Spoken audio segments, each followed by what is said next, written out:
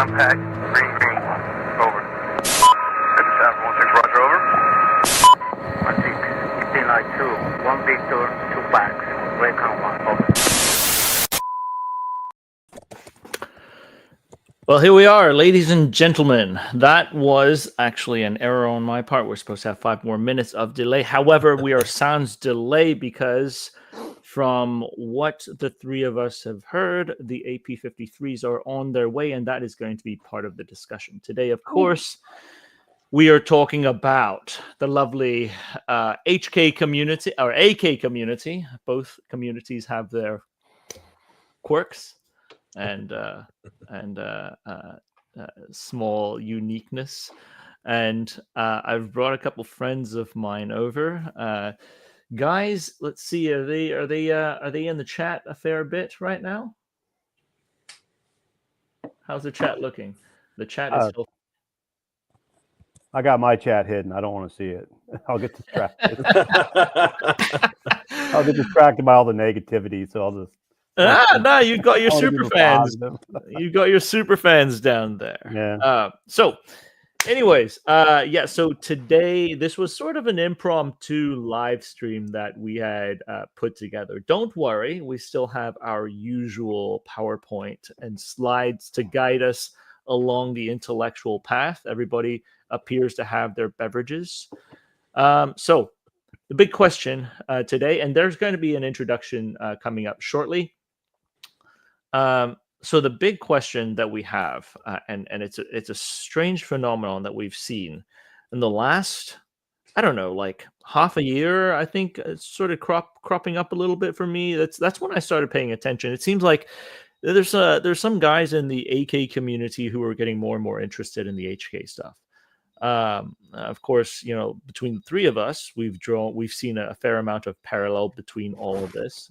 It's funny because I've also seen people recently comment on why are there so many people, influencers on the internet. And yes, Brad M26, you are an influencer. Congratulations.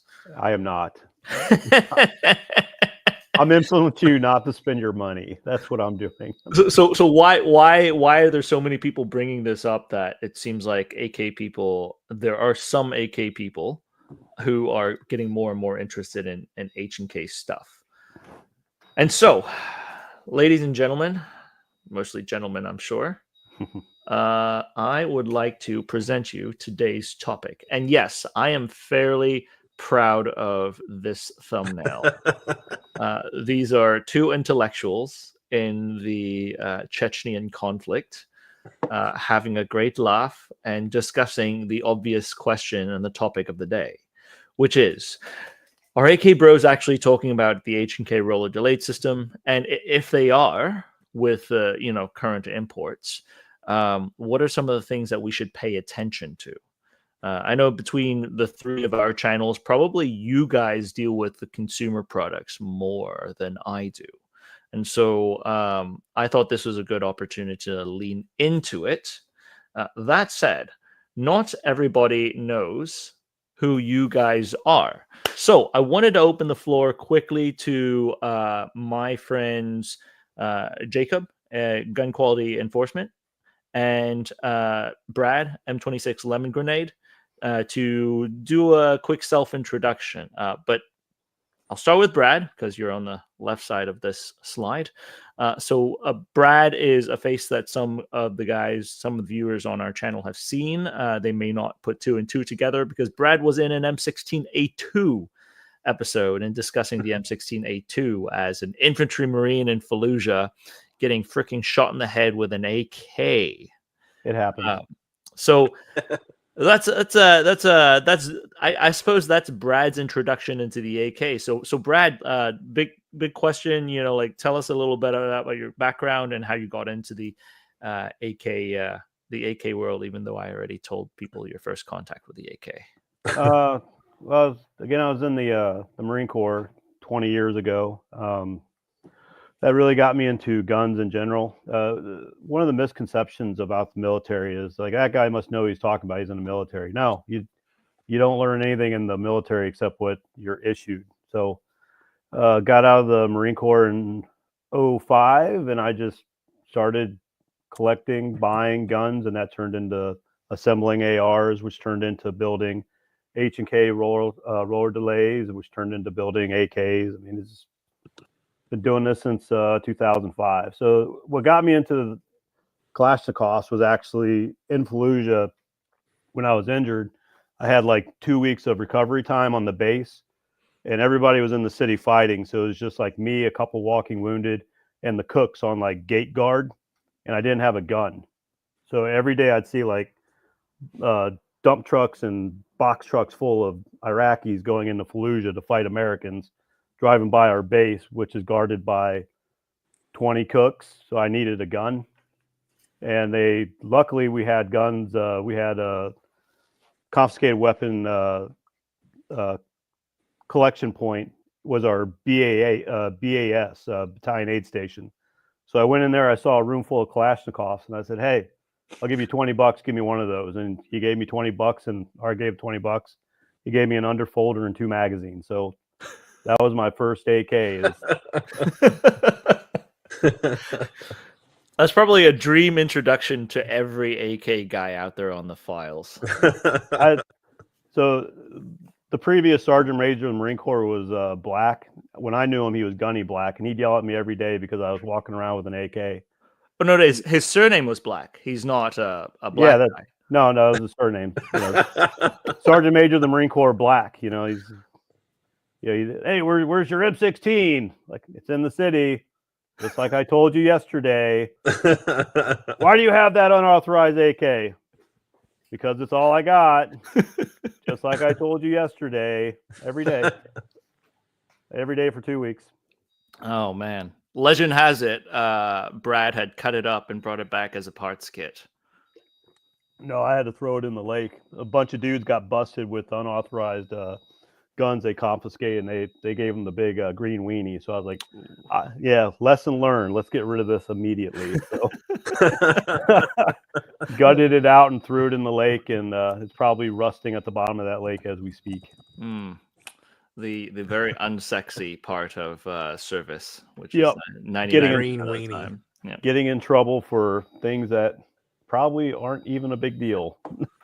So, Jacob, gun quality enforcement. Of course, Jacob's first handle was not gun quality enforcement. No. It was AK quality enforcement, which is, you'll see the old logo on the thumbnail.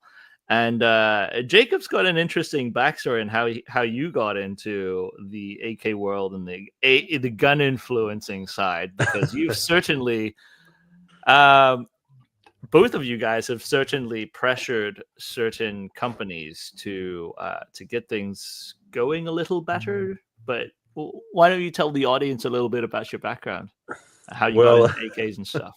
I see Ethan Swain in the chat bringing back my original name, banned by Kalashnikov USA.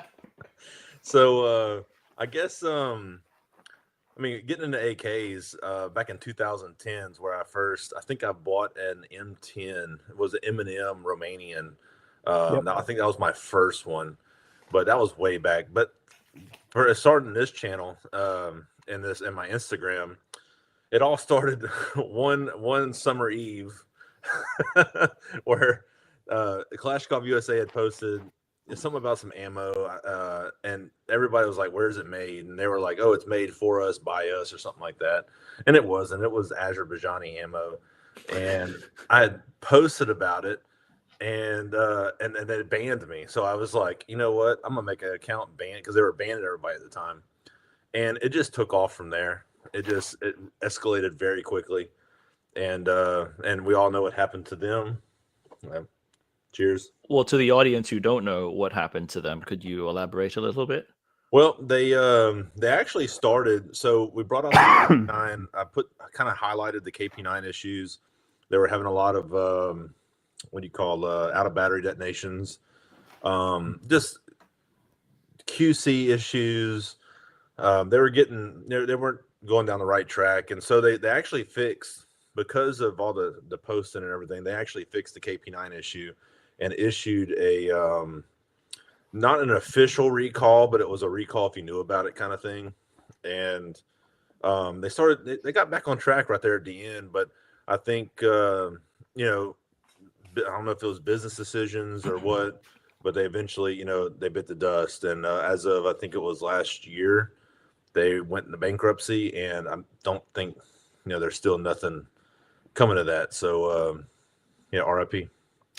So Kalashnikov USA most certainly has had some very peculiar business decisions in the past. Have you talked about them at all, Brad, or is it just I know Jacob has quite a bit. Every time I wanted to get my hands on one of their weapons, there was something ridiculous going on. Mm-hmm. Like for example, I wanted to get one of their 103 offerings, and you couldn't buy it unless you spent like a little extra money to get a tracksuit. It's like, I don't want a tracksuit. Like the only thing they had available, you couldn't buy just the rifle. You had to get like the rifle plus the tracksuit in red or black, and you had to get like their in-house magazines, which I didn't want. It's like, just give me the rifle. And then there was a time where they gave you a free shotgun safety. Yeah, there's all sorts of weird things. Like guys, I don't want this. I just want the rifle. Or it was you get a mystery gun. That was the thing they had going on, if I'm not mistaken. Where hey, you pay me $1,200, we'll send you a mystery gun. It's like I don't want a mystery gun. It was a shotgun. Yeah, I want a 103 that I can tear apart and see what makes it tick. That's all I want, guys. Like, so I mean, okay, so that's already going down a rabbit hole. I should have known about this conversation, that it would have gone down a rabbit hole. But here's an interesting topic that is related to what we're talking about. Grifting Gamer, thanks for the super chat. Sold off every AK he had 10 years ago, but 2 PTR 91s remain. Help him retroactively justify that. My understanding is that the PTR gang over there is currently manned by our friends who came from Kalashnikov USA. what could go wrong? So I would be curious on what era his PTRs are, because I have multiple PTRs from multiple different eras, and I hope to maybe make a video to tear down how the different progression came about of the different PTRs. I don't have a JLD, but I really wish I could have shown JLD in the past, because that most certainly, in my opinion, was the golden era of that particular manufacturing line. And you guys, Jacob, you remember H-Town Werewolf? Oh yeah, Rodrigo. Yeah. So he's Rodrigo's in the chat. Anyways, we're going to basically, so this is us being into the AK world at different progressions. It seems like I was somewhere in between Brad and Jacob as far as getting into AKs. Brad being the most extreme and most intimate way you could get into AKs, and then Jacob kind of riding the tail end of the glory import days. Like, you still got to experience it, but you didn't get to experience like the early 2000s era, the really good days. No, I was in college and high school. Yeah. So I mean, but at least you still got to experience it. I mean, that's a big thing. Yeah. Whereas, unfortunately now, and we can get into this in a little bit, I get very disenchanted with what is being offered in the AK market, but I don't know if we're different from the current generation who's even buying AKs. The three of us seem to have gotten into AKs for, I don't want to say emotional reasons, but some of the background story, the manufacturing methods, the way they were used around the world, the socioeconomic impact AKs had on different parts of the world. Certainly, I think that seems to be more of the driving factor for the three of us when we were looking at this type of stuff. And my hot take on it is that the current market, the US made AKs, the 5.56 AKs, and some of the facsimile AKs seem to not check that check that for me. And so I'm in a convenient spot because I straddle between the AK and the HK world. But I'd love to hear what you guys think as you guys are also straddling the two, the AK and the HK world in different phases of your collecting timeline. So, Yeah, I think that's a good point to make, though, Henry, is that it's collecting, not necessarily what we will fall back on if we ever have to use something.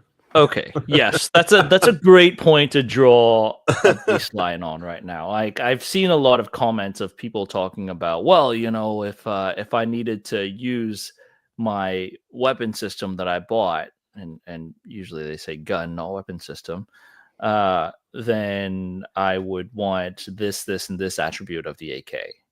Yeah.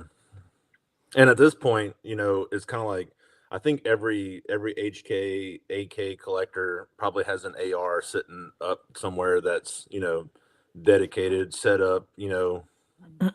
Like I have a URGI clone, a 14.5. That's it's completely decked out, and that's my if ever something ever happened, I'm gonna go grab that. I'm not gonna grab really the AK probably or an HK or anything like that. I'm gonna grab that because I know it's ease of use, I guess. Brad, what's your take? My contention is always, Red Dawn situation. Communists are falling out of the sky. You know what I mean? You're running around with a 5.56 AK. What if it breaks? What are you going to do?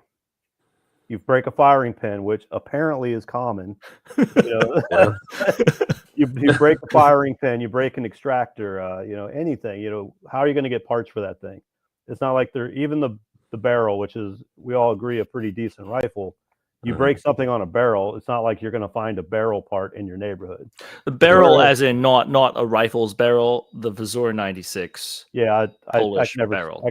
I can never say it right. No, that's right. But I said it the wrong way in my initial video. It's how dare you, sir. Betted. So how dare you call yourself an expert? I do not call myself an expert, sir. But anyway, if you break something on that rifle, even if it's top notch, you're not going to be able to find spare parts. Whereas if you're just running an AR and 5.56, you're going to be able to source spare parts. Sure, you can go to Joe Bob's trailer park and find exactly. something there. If I think I heard AK Mario say this before on Mead Fuel Rants live stream years ago. If I go into 10 houses on my block, 7 of them will have 5.56 and AR mags. Exactly. I think that's a good point. I think that's a good point to make going into this conversation, so people don't get twisted that we're AK, we're going to use AK, but now we're going to HK for whatever reason, and that's what we plan to use from now on. I think it's just a collecting standpoint. Sure. Yeah, and like for example, you use whatever you got. Like when you talk to the guys that have spent time in Ukraine, it's not like they showed up like, hey, do you got an HK 416 you can give me? No, they're like, here you go. Here's whatever piece of crap that the other guy drops. So the funny thing with the Ukraine as an actual story talking point. Recently, some guys over there had spotted some SIG SG550s. Oh yeah, Sturmgewehr 90s. I don't know if it's a Sturmgewehr 90 or the civilian SG550. It is the Swiss long 5.56. I hesitate to say AK derivative, but long stroke, rotating 2-lug rotating bolt system, very similar to an AK, right? Mm-hmm. Ukrainians got it, and they were like, "What the fuck do I do with this?" It doesn't take Stanag mags. Like, yeah, the ammunition is interchangeable, but so what are they gonna do? Like, carry the 6-7 magazines with them the entire time? Yeah. Through the conflict. I mean, the magazine is an item that's used as a disposable in a military setting. The magazines are considered an disposable, exhaustible item, even though it doesn't always it rarely gets treated like that, depending on the era that you were in the military. Brad, you had some fun experiences with magazines, I'm sure. Yes. Brad had to buy his own magazines for deployment because he was. I had to buy my own magazines during the assault weapons ban. Because Brad decided to join the U.S. Marine Corps. Yeah. So, but I mean, yeah. So logistics is a thing, and obviously, if you're with a large organization, you're going to get a logistical bump. But I think a lot of times when we're looking at it, and I had this question, and people in the previous video that we wrote that we put out there, guys were like, it seems like there's a bunch of weirdos in the AK and the HK market who look for these like small little things on their facsimile rifles that doesn't exist in the AR. I disagree with that. There's people in the AR side that chase forge codes, roll Yep. marks, barrel date codes, small obscure Knights manufactured items from the early GWAT days that are absolutely unobtainium now, that are 20 times the price that they released them for back 20 years ago. Collectors exist in all markets, I think, but what the AR market has done is it's grown itself to be with the correct infrastructure and a lot of forgings available for machining down and CNC machining development that has pushed it forward to precisely machine things a lot easier than stamping things like you would do on the AK and HK market. I think the AR market has been able to grow in a way that the commercial side has cheap and reliable, dependable rifles available for people to use as a utilitarian tool. Like, so for instance, you wouldn't take. I mean, I guess some people collect Swiss Army knives, but like you wouldn't. If you need a multi-tool, you need a Gerber. You need a multi-tool, you need a Gerber. You don't go and tell someone to make a Gerber out of Damascus steel unless you're really something special. I would buy that. I would buy it. I'm just saying, if it's on the market, somebody send me a link. I want it. My point, though, is that the AR market's gotten cheap and dependable enough to where, with the way it's constructed, that our current automation and the market support on the logistics side is able to allow these companies to press out ARs that are fairly reliable for a much lower price for the market that maybe shoots like a box of ammunition every year. Yeah. So I think that has then given us a false idea that collectors do not exist in the AR market. I absolutely know collectors exist in the AR market. Oh yeah, the cloners are a big one too. Yeah. If you want to have a good time, post a AR on Reddit and say, "Hey, check out my my Gordon carbine," and just watch the comments explode about all the things you got wrong. So I mean, they exist. They exist. So to be honest, so we were the ones who broke the Gordon video back in like a couple years ago, and the way so the way we had to do it, because we didn't have the true Allen Engineering M4 can, we had to use a Mark 12 can. Like, that is so incorrect to what the Delta guys were doing. But we did that because that's what we had available, and we wanted to tell the story, right? So technically that's not clone correct. But then the problem is, and I outlined it in our video too, but then people either didn't read that or took that as that is the clone, and it generated a whole lot of confusion on it. We've got a video coming out on that upcoming. But I mean, my point is like to draw this back to the AR, HK, and AK world. I think the AR has had a growth that gives it a very unfair advantage when you're comparing that to the AK and the HK world. Whereas it's very difficult to, with the current technology, without the Soviet state's intervention, to create an assembly line to stamp out that amount of product in that volume for that price. But I would be curious to seeing.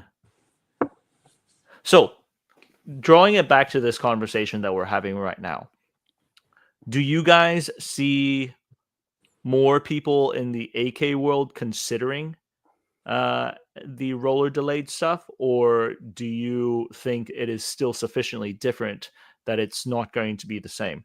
I'm not saying that it's going to replace the AK in our hearts, but I'm saying, would it kind of generate the same amount of interest as the AK did once upon a time for us?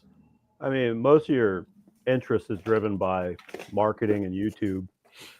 So all you need is a bunch of high-profile YouTubers to, show that the HK roller delayed guns are the vibe, and it'll take off. That's all it really takes, to be honest. I mean, It's like the fashion industry. exactly. It's 100% fashion. Yeah, it's all you need is just good marketing, and it'll take off, and they'll sell the AP53s like hotcakes when they come out. That's just the way it is. Do you guys think there's any future for the U.S. AK market or the U.S. AK manufacturing side? Well, Yeah, go ahead. I don't want to interrupt you.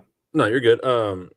I think the only thing to look forward to right now is, PSA is going to PSA. They're making an entry level product. I think that for people that's not going to shoot as much as one of us or a competitive shooter or anything like that. So I think they have their own little market, and they're not interested really in going above and beyond that.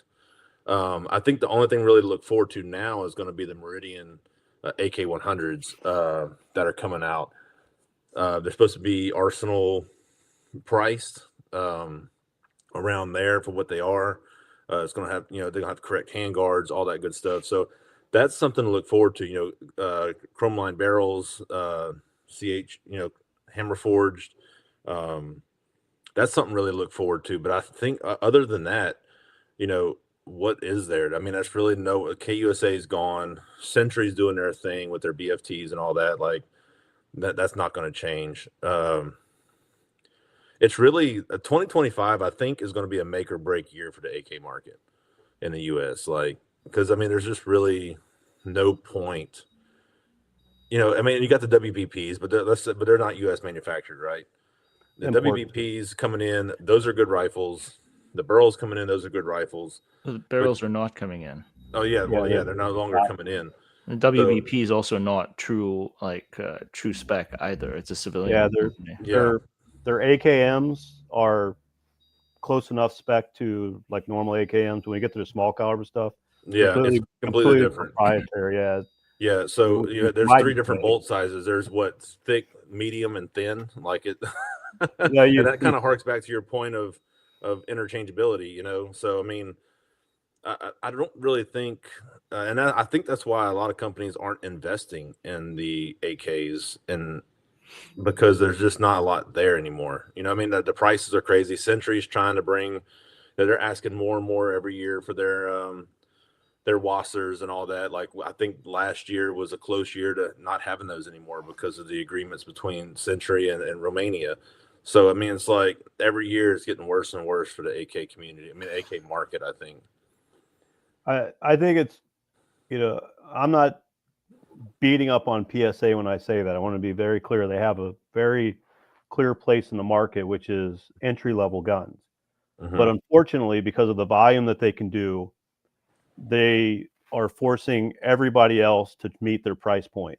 So before them, you had a tier system. You got into it, you bought the Wasser for $400. You ran that for a while, you liked it. Maybe you upgrade to the Arsenal for 900 to 1,000. Maybe you like that for a while. You upgrade it to custom built like Rifle Dynamics or something. We kind of saw that tier system disappear, through a combination of we're not getting imports anymore and PSA just driving the price point down, so that even if you did see something come in that was imported, they have to compete with the price point of PSA. And if you don't know anything about Kalashnikovs, if you don't know anything about riveting, you don't know anything about metallurgy, anything like that, you see a $700 Gen 3 PSA next to the $1,400 KUSA or the $1,200 Arsenal, whatever. You don't know the difference between those guns. You're going to go with the PSA. Mm-hmm. So they're forcing everybody to meet their price point, and the Wasser is a prime example. I was talking to Clay about this, I think last year. Probably 2001 or 2002, you saw really good Wassers coming in, but nobody was buying them because they were $1,000. Everybody was buying the $700 PSA, so they had to make some serious cuts in their quality. If you buy a Wasser now, you see a barrel that's not as good as it used to be. You see barrel component parts aren't as good as they used to be. You see, a lot of riveting things that are not great. Wassers were never that great to begin with, but now we're like pushing the limits of not great just so that they can compete in the American market. So yeah, to me, what's really endangering the Kalashnikov is, number one, the Kalashnikov in America is, number one, ammo prices. Yes. Nobody wants to get a gun that's going to cost 70 cents to $1.50 a round, whatever 5.45 is going for. I was able to pick some up recently for like 90 cents a round. Nobody's going to want to do that. So you need 5.56 guns to keep it going. So ammo is a problem.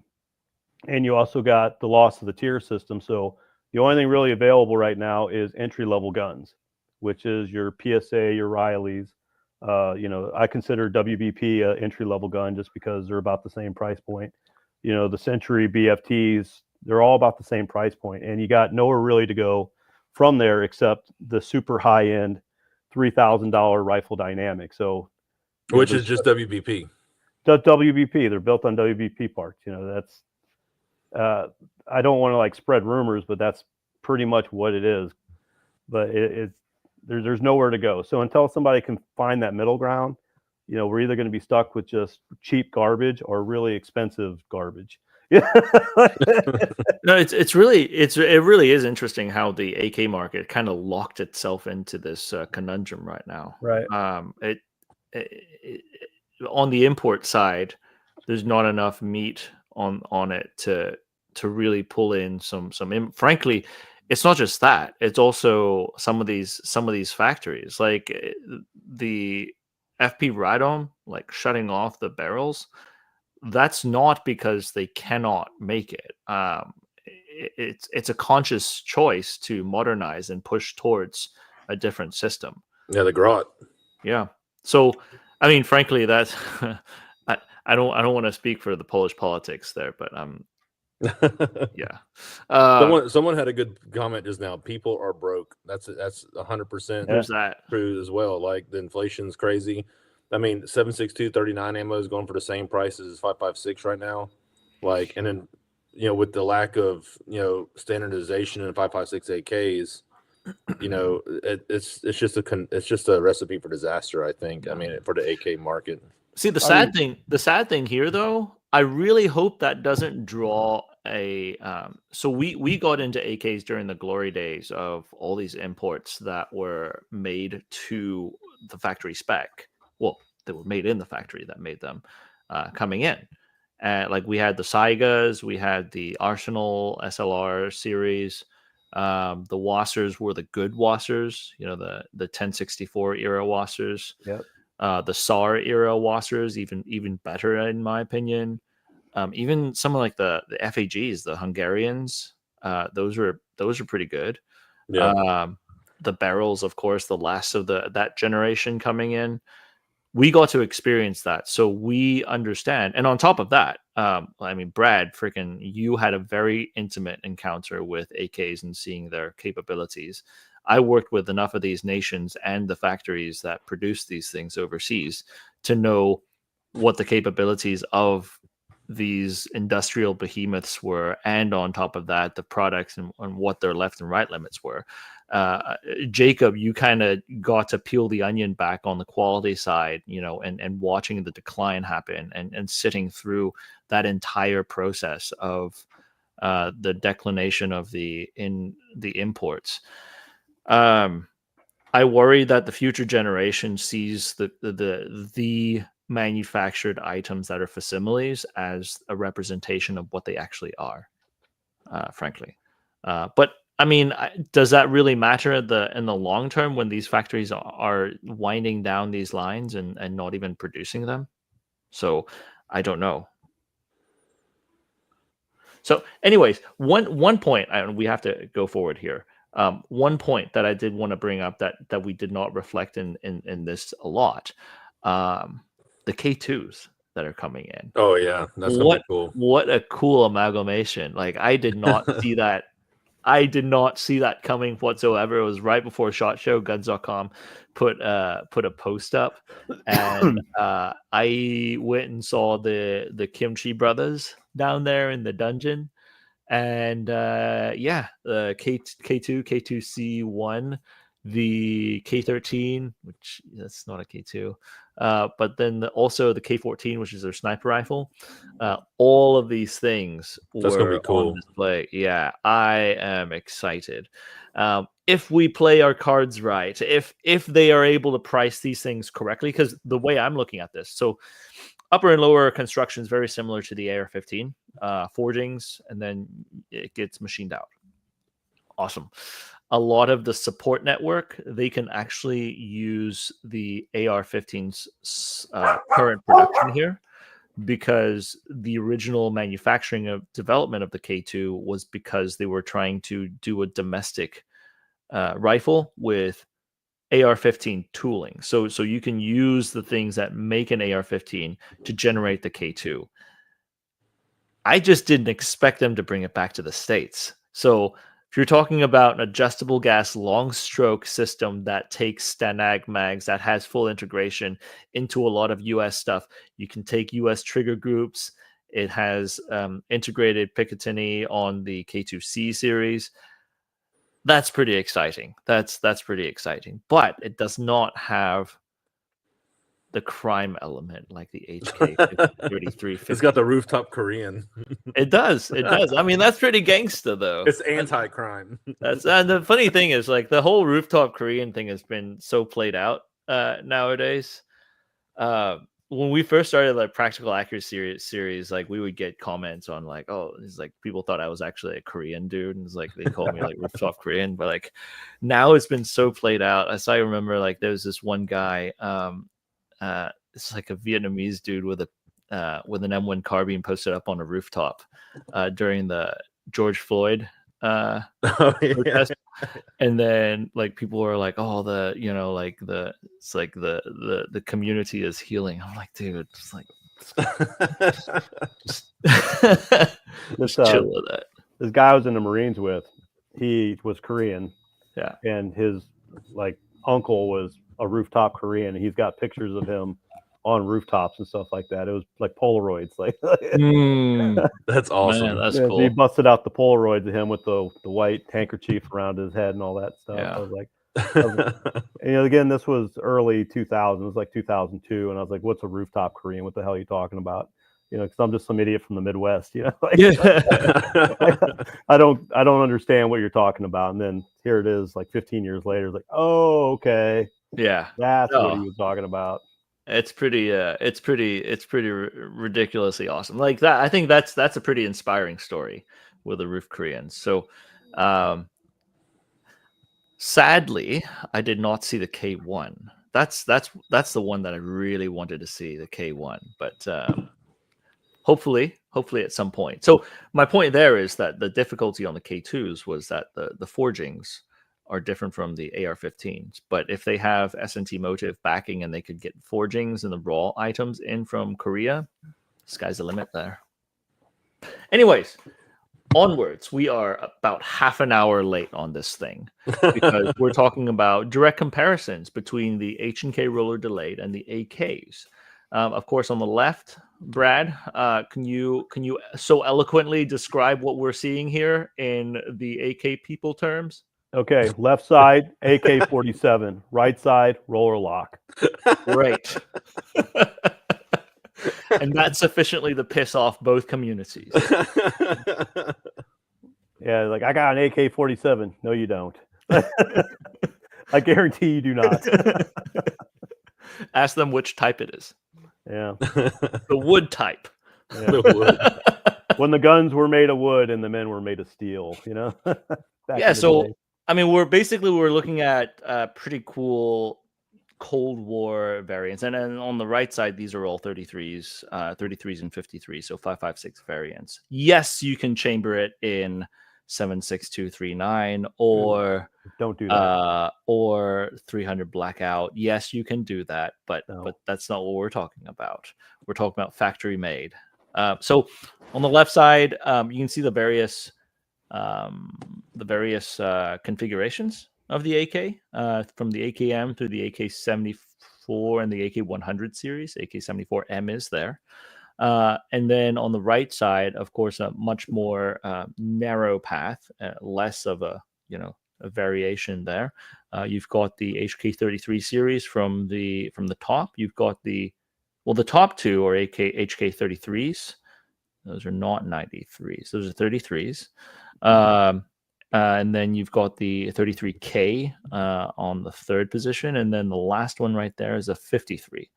The 33K being the most rare. Congratulations, Jacob has recently scored a Z43P, which is the Turkish clone of the 33K, one of the rarer items that has ever been used in the military law enforcement side.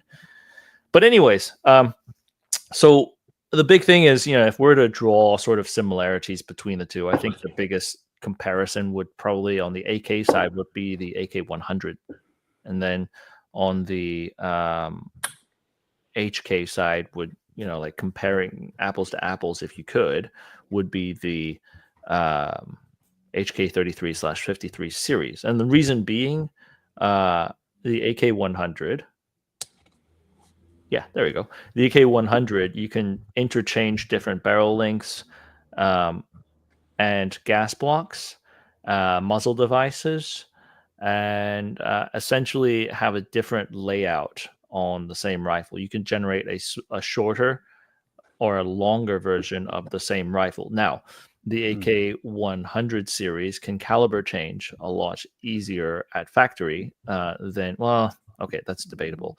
There's variations in caliber for the AK-100 series for intermediate cartridges between 5.56, 7.62, and 5.45, whereas the HK33 series was primarily 5.56. Now, of course, the systems work differently, but both of them use stamped receivers. Both of them, and would you call the HK33 a rock and lock, rock-ish? It's lock? kind of stick in and rock, I guess. Yeah, I mean, but the motion is similar enough, right? Compared to the AK, it's not the same. It's not the same, but different. Same, but different. It's like Lethal Weapons last year. Like, so I'm so used to running AKs. Well, that was the first time shooting an MP5 at the match, and I found myself constantly, because on MP5, it's hard to load a full mag with a closed bolt. So I kept finding myself like loading the mag and then cocking it like you would an AK, you know what I mean? But it's on the left side. But instead of reaching up, charging it back, then pulling the mag, I just got stuck in that mindset of, okay, pull the mag out. You know what I mean? So the rifles on the HK side are easier than the MP5 because it's got that little hook that you hook into, and you could leverage them in a lot easier than the MP5. Yeah. The MP5 is straight. You just like jam that sucker in. Yeah. And so if you have a full mag, what is not mit uns. Sorry, that's Chad, if you get that one, congrats to you. But the barrel configuration, so you can like have interchangeable barrel configurations from the factory. So it gives the factory a pretty flexible way of manufacturing the different ones. They both have, I think the AK-100 series was more adaptable since it was like late. It was post Cold War, and Russians were looking at more commercial sales and international sales, so they were trying to adapt the AK system to a lot of different types of ammunition. So the ammunition adaptability was most certainly there. Muzzle attachments could interchange, both of them could. And then what's the last one I have there? Modularity, yeah. So both sides had modularity on hand, in the mind as they were developing the aftermarket stuff, and both of them had sort of like the Picatinny rail revolution, adopted to them. Of course, your H&K had a lot of Knights, RIS, and RAS developed for it. The H&K system, the stocks, you've got Spur stocks, you've got B&T stocks, you've got a bunch of aftermarket stuff. AK similar in that aspect. You have a lot of Zenko stuff. What's a Ukrainian company?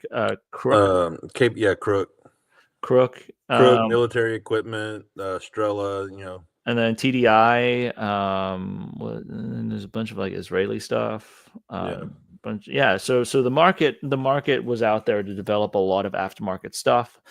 Magazine wise, I would say probably easier time on the HK side. Yes, they're more expensive, but the upside of more expensive factory made magazines is that they freaking work. Yeah. Unless you're talking the G3, those things are dirt cheap. Yeah, that's true. Holy smoke. You can still get those things for like $10 a piece. Thing is, the ammo on a G3 is so expensive. Yeah, it goes the other way, right?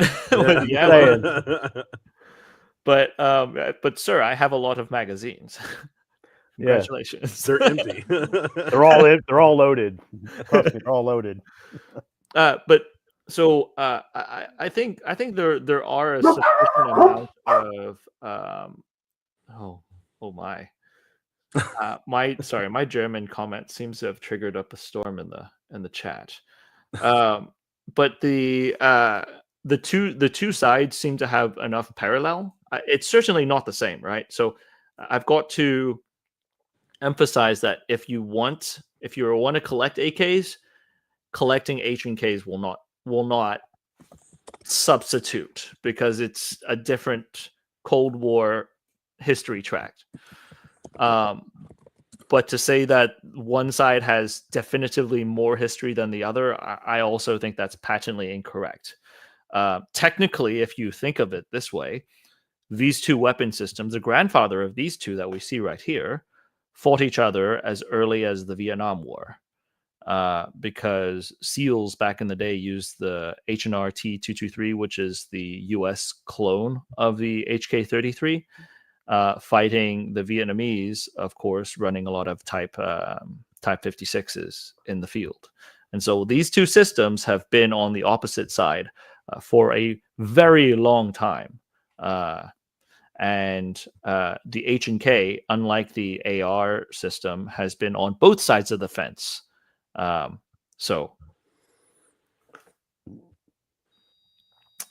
Anyways, so if we're to draw some of the things, and Jacob is getting into H&Ks, unfortunately, right now.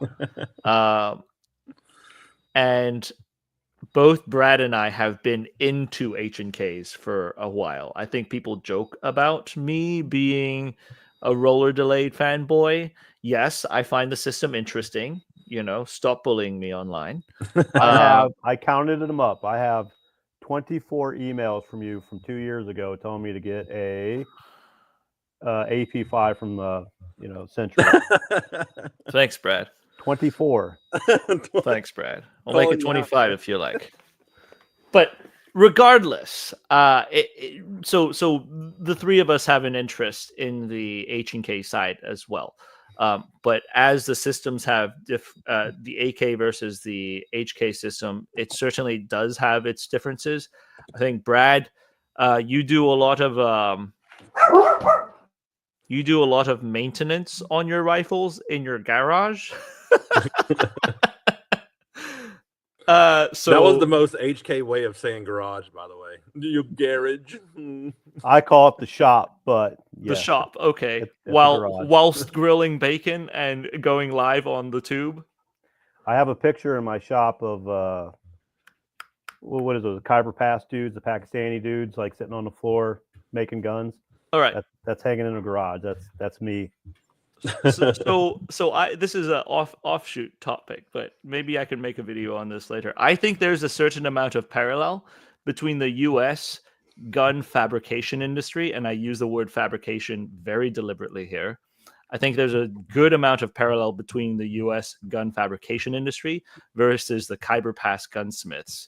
And one of the few differences that you'll see in between them is that the U.S. tends to use Instagram and big booby gun bunnies to do advertising, whereas the Khyber Pass boys, they have a lot of their caliphate bros doing the talking. Caliphate. I love watching the documentaries about the Khyber Pass from like Vice and stuff.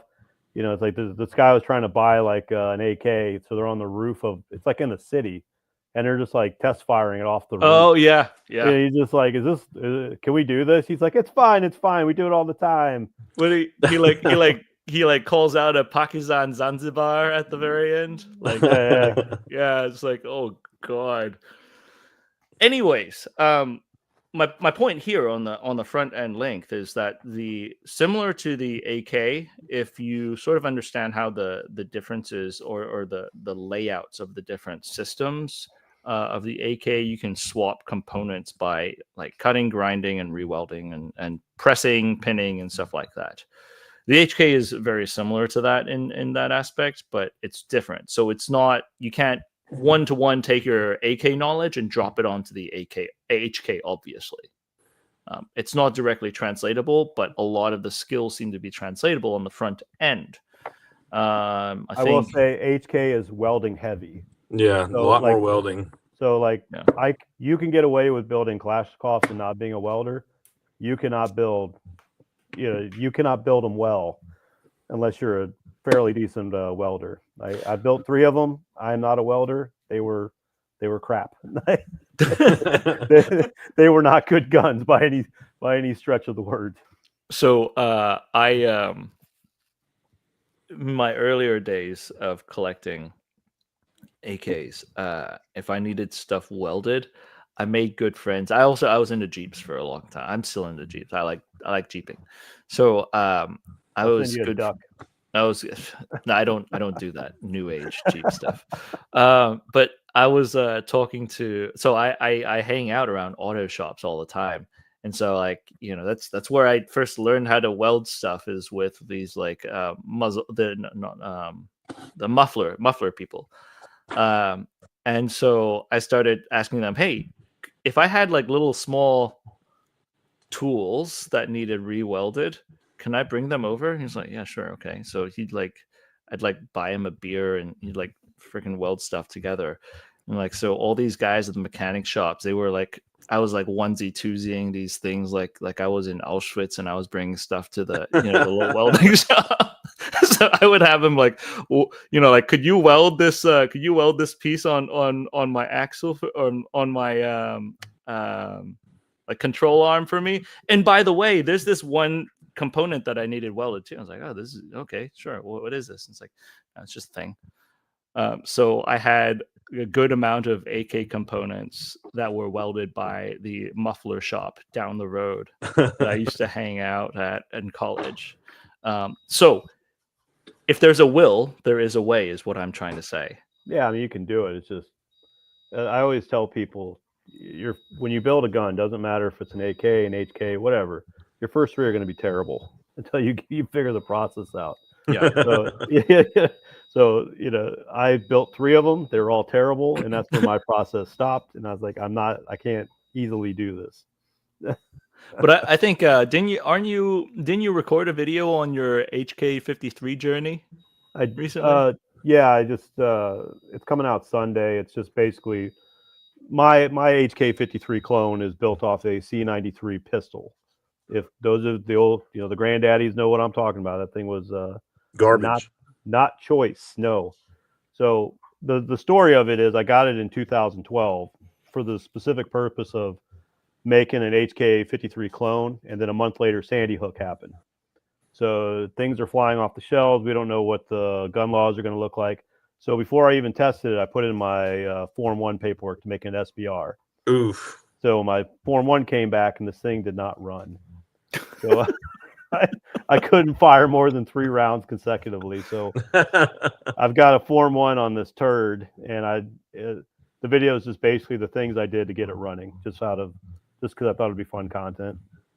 All right, so I need to bring this comment up. PM says JB Weld fits in my pocket and works in the field. This is not the kind of welding that I'm talking about with Brad and Jacob.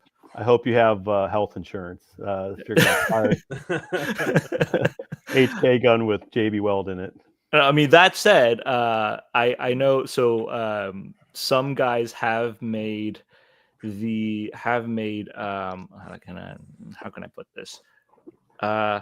Computerized resin products of What could that be? a HK receiver. Our friends PSR, our friend PSR has a lot to talk about that. So I'm not saying to do that. I'm just saying if there is a will, there must be a way. So in the AK world, like the lowest of the low is the screw build. So I wonder if the HK world, the JB Weld gun, is like the lowest of the low. Yeah, I have never seen a JB welded HK. I want to do it now. That's of course you do. I want to try it. Of course you do. Find me a Malaysian HK33 kit now. Take your own advice, and hopefully your health insurance covers fingers. It does. All right. So the stock lengths are different between the HK53 and G3 series. And again, these are some of the things that, like we're throwing some of this out there for guys who are into AKs, who are interested in HKs to also consider and look into. We wanted to talk about some of the stock length stuff. These are just kind of gloss over stuff. On the left on this slide, you'll see HK33 stocks. Now, we'll talk about the buffer stuff in a bit, because that is a thing unique to the HK 93, 33, and 53, which is a 5.56 HK. You'll see that the 5.56 version has one rear pin on the stock cap, whereas the G3 typically has, well, not typically, the G3 has 2 pins on the stock cap. And on top of that, on the collapsible stocks on the G3s are longer than the 33 and 53s. I considered taking a G3 stock and making it into the super drippy A1 or the A3 stock that has the inward curved. And Jacob, you cannot do that if you want it to lock out or lock in, because it's too long, it'll stick to the front. So G3 and HK33 stocks are different by looking at the pinhole and the stock length, the collapsible stock length. On top of that, as a freebie throwing this out there, you'll see on the bottom right there's an image of a G3 SG1 stock and a G3 stock. The stock body length is different. The SG1 length is longer than the typical G3 length to facilitate the cheek piece, and also to facilitate for you to get better eye relief, because typically the G3 stock is fairly short compared to the AR side. And so if you were to pin your scope onto the back, sometimes you get a very short eye relief. And that's why some guys get the really ugly aftermarket stock pieces. That's neither here nor there. I just want to let people know, if you're running scopes, you may want to consider looking at the stock length. That's particularly a bigger problem with the HK33 than the G3, because the 33 is one pinhole shorter, which means you're collapsing your eye relief even more to the rifle. If I can just add one thing before we go on. Everybody wants a retractable until you fire it. Everybody thinks that, oh, I got to have that retractable. Then you put a couple hundred rounds through, you're like, okay, I hate this. Yeah. especially when you're talking about the G3s. Yeah, that is painful. They I don't think I'd do that on a G3. Yeah, they call that thing the meat tenderizer for a reason.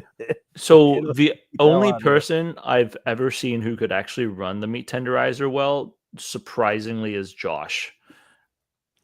Josh also spent a lot of time working on recoil control as USPSA PCC Grandmaster. Yes, this is a 308, not a 9mm. Got it.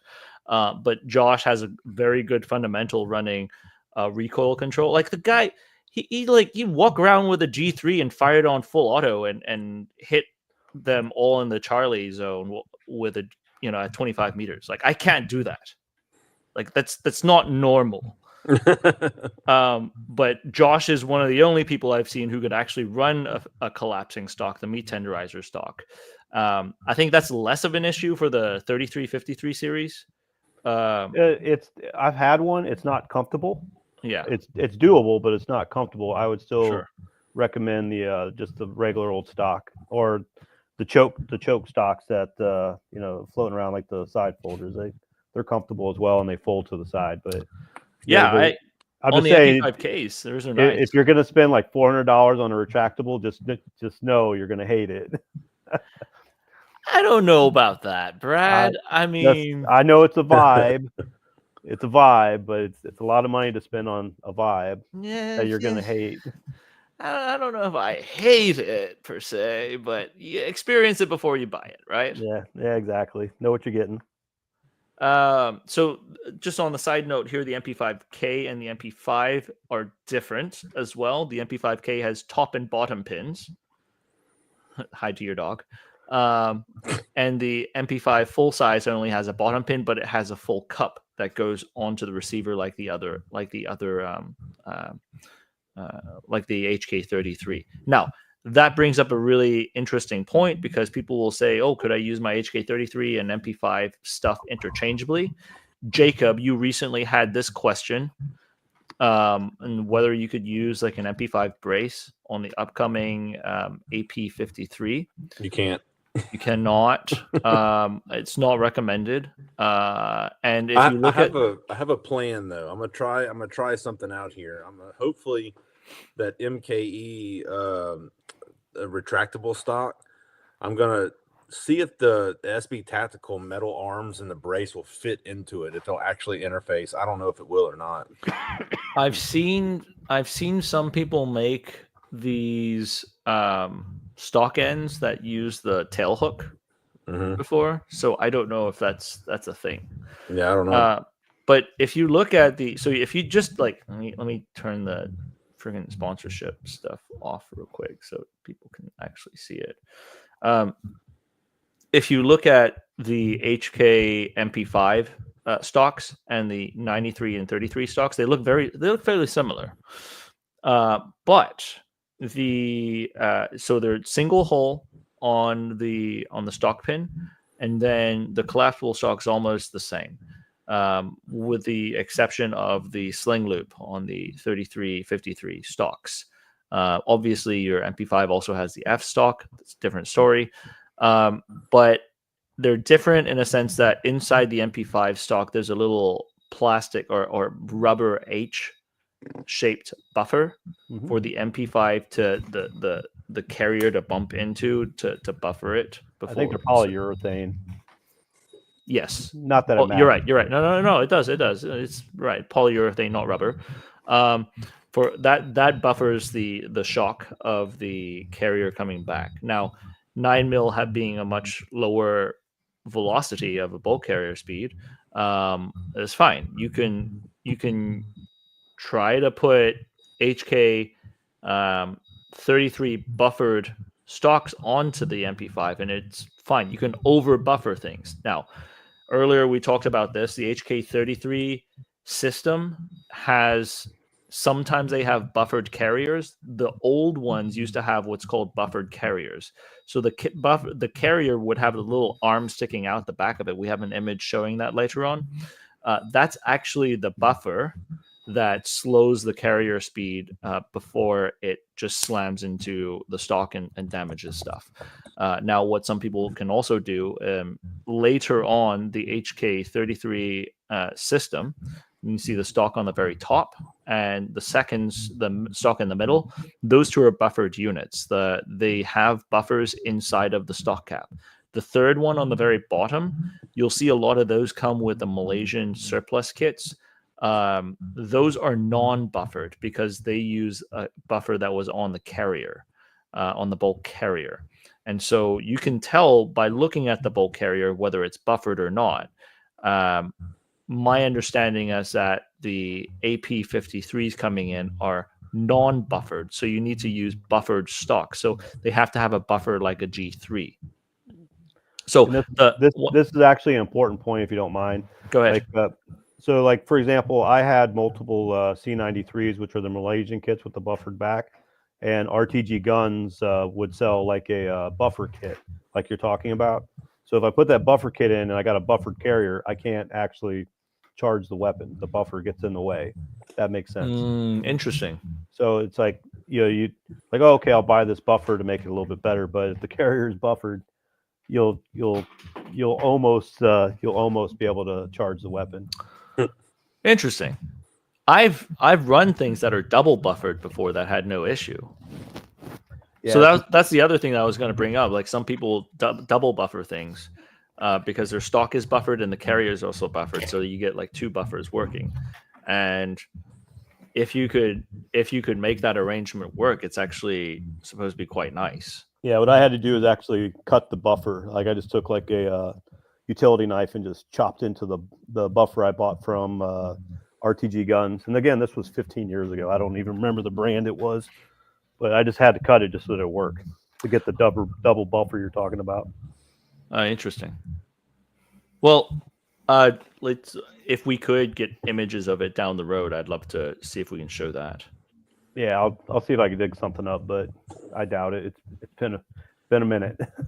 So the one of the big things why we are here asking the questions we're asking now is that recently, and this is much to my annoyance, 2 weeks after I got my HK33, and shout out to Top Gun out in Houston for helping me find one. True HK, really nice shooting. I was super stoked. Got it in. 2 weeks later, I found out that Century is bringing in MKE made AP53s, which is the HK53. Now, these are one of those moments. I'm excited for the community and getting something that's super cool, but let me be cool for more than 2 weeks next time. Oh, what about the SD? You want to? Oh yeah, that's the other. That's a double whammy for me. It was like literally about the same time Mike finished my MP5 SD, and the Century also announced that they were bringing in the MKE SD clone. The issue, that's not a true SD, yeah, but I wouldn't have had to spend the extra like $1,500 on parts. And get Mike to do a bunch of work to weld that stuff together and everything. Yeah, so basically, yeah, like all the cool stuff that I brought in, like I don't know if they like listen to my Alexa or something. They've been able they've been able to graph all that to get a lot of amazing free advertising for their stuff. But it is good for the community because these are things that I think is neat because and yesterday Brad had the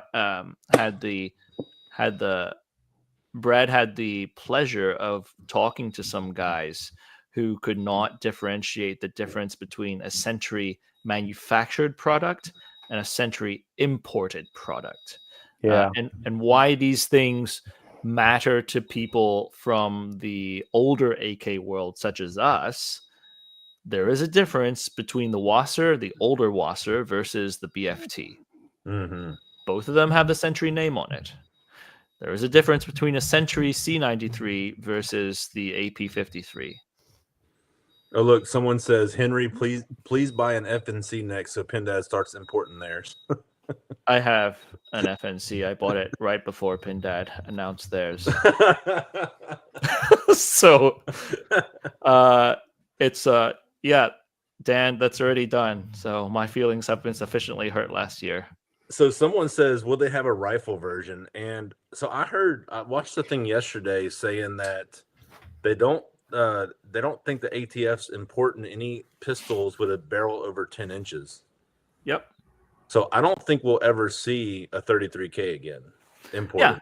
I don't think so. I mean, that's it would need to be sporterized and then put enough American made parts for what the 922R compliance is. Yeah, but it's still over 10 inches barrel though. If the ATF's not importing pistols, you know what I'm saying? I'm just saying it would have to be imported as a rifle. Yeah, that's what you're saying. Sporterized, and then we'd have to like unsporterize them here in America.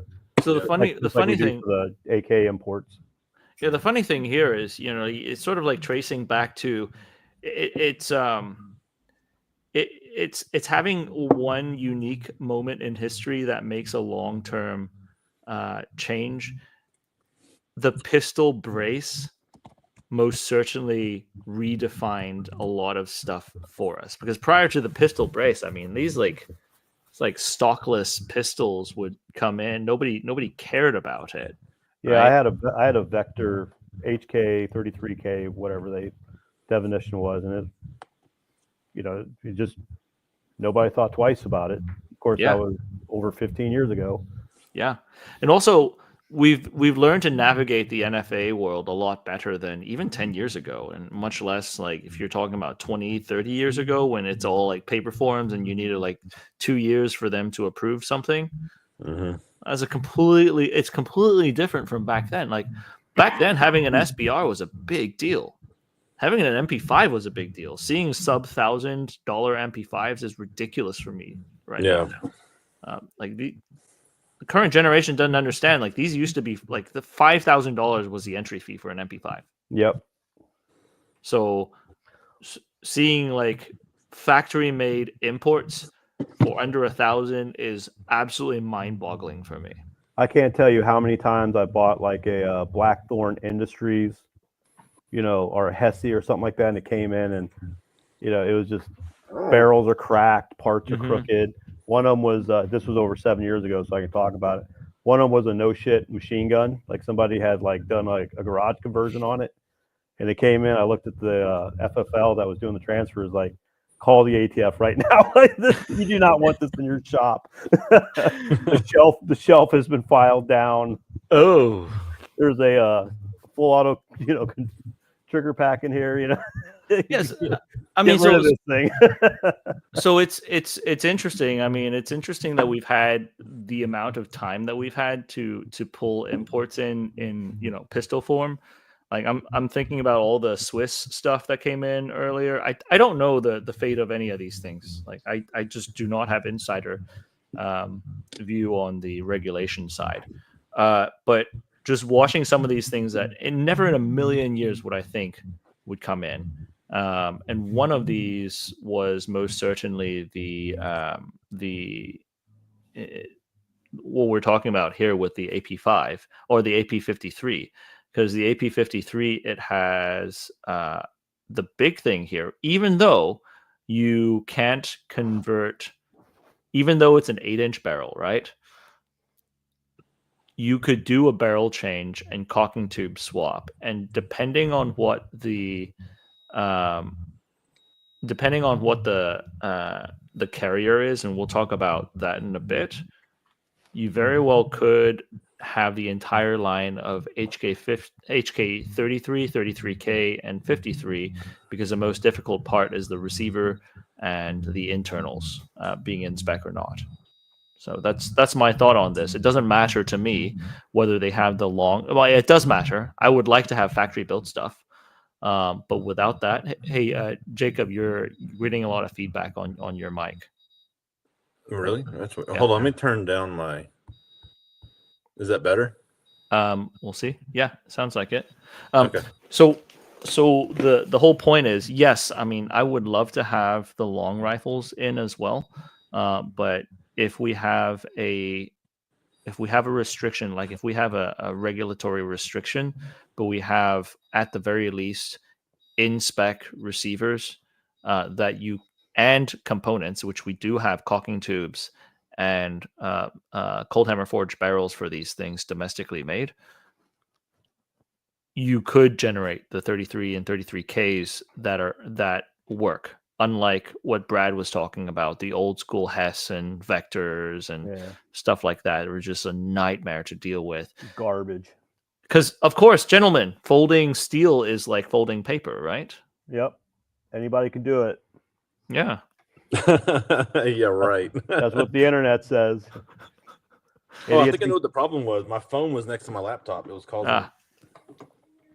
So, sorry. I think the AP53 has been. That's why to a lot of us, like, we're kind of looking at the AP53, and we're thinking, this is a big deal, when some people are too focused on the barrel length. Yeah, because we talked about that extensively, looking at the AP53, RCM makes the barrel. I think they're what, 250. Yeah. Then the cock and tube is what, I think it was $100 something, maybe $100. And then my phone's going off again. So, and I think it was what, I mean, a couple $100 to get it done. I'm not gonna say it's cheap. It's not cheap. Yeah, it's not cheap to do, but I mean, if that's the way you want to get a 33K, that's cheaper than $4,000. Yes, I mean, or like you find a good priced old import Z43P. Yeah, and I got lucky with that. Yeah, HK pre-band prices are actually depressed right now. If anyone's interested out there, because definitely. So Calvin at Firepower United and we both get into these things where we text a bunch of pictures of stuff that we want, and then we spend a bunch of money because like we both edge each other on to spend money.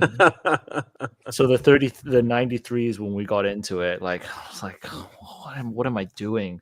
It's like that was like late COVID time, and COVID bumped those things up to like a solid 6 to 7 Gs, but they're not there right now. So yeah, I blame you for my recent descent in that rollers. They're just cool, man. I just like this was 2010. I was in a gun shop, and they had an HK, 93 on the shelf that they thought was a C93. They sold it for $500. Oh, there you go. Yeah, this was before the prevalence of the internet. They that looks just like the C93 we just brought in from Century. So they priced it as such, and somebody walked out that day with I literally ran out of the gun shop to my ATM and tried to pull out as much money as I could to try to get that thing. By the time I was back, made it way back, it was gone. I was like, son of a bitch. It wouldn't even hold it for you? No, like it was just some mom and pop. It was literally a trailer. It was a trailer. It was a trailer out in like, Midwest farm country that my aunt took me to because I like guns. And I saw this thing. I was like, oh my God. And I don't know if the dude just like saw my reaction and said, there's something to this. I need to figure it out. But when I came back, it was gone. I was like, son of a bitch. Nah, yeah, it's that's you're going to get less and less of that in the future because people are more and more tied to the internet, and it's a good thing from the knowledge sharing perspective, but from the collector's side, I don't remember the last time I got a rush like that to where like you find something cool and you're like running off to get it. Yeah, just oh my God, I can't believe you have this in your shop, let alone for this price. Yeah. I have a terrible poker face. I'm not very good at playing it cool. So I'm sure I was giddy like a little schoolgirl, and this guy saw my reactions like, let me pull this off the shelf so I can do some more research. Yeah. So, all right. So we talked about some of the buffered stuff. This is just on the stock that I wanted to explain. And if you look back, one of the biggest questions on the AP53, if you look at the stock itself, when I'm looking at it, this looks like like a G3 stock with the second pin lobbed off.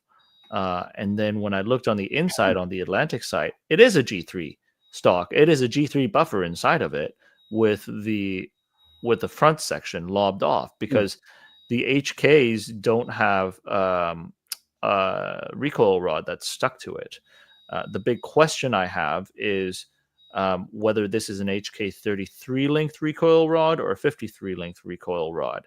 Now, what if you're asking, how do you know if it's a 33 or a G3 stock? You can also see the shape of the buffer right here. So that's a little nipple where the carrier bumps into, and there's a spring. There's a really thick gauge spring behind it. So yes, the carrier sucks the nipple.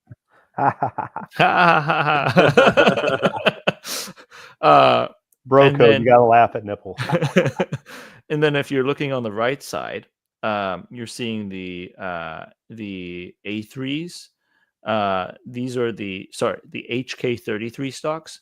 The buffer looks a little different, and you can see this is basically the one that says early model no buffer is basically the one that's on my HK53. And the newer ones, the newer MKEs look like the one on the right. You can see the buffer here, and it's more of a squared appearance. Or not squared, but it's a non-nippled appearance. So that's clearly what's on the AP53. At least I don't know if they'll change between the different rungs, but this is clearly a buffer that they have an end cap hiding, and then it has one of the retaining pins lobbed off, which I'm 90% that you could find a brace for that. The way these things fit in, those two screws that are on the top and the bottom of the G3 buffer, those two screw into the stock, like a G3 stock. So you could just take any G3 stock and screw it onto it, and and in the factory mode, you get SBR and run it like that if you really wanted to. Yep.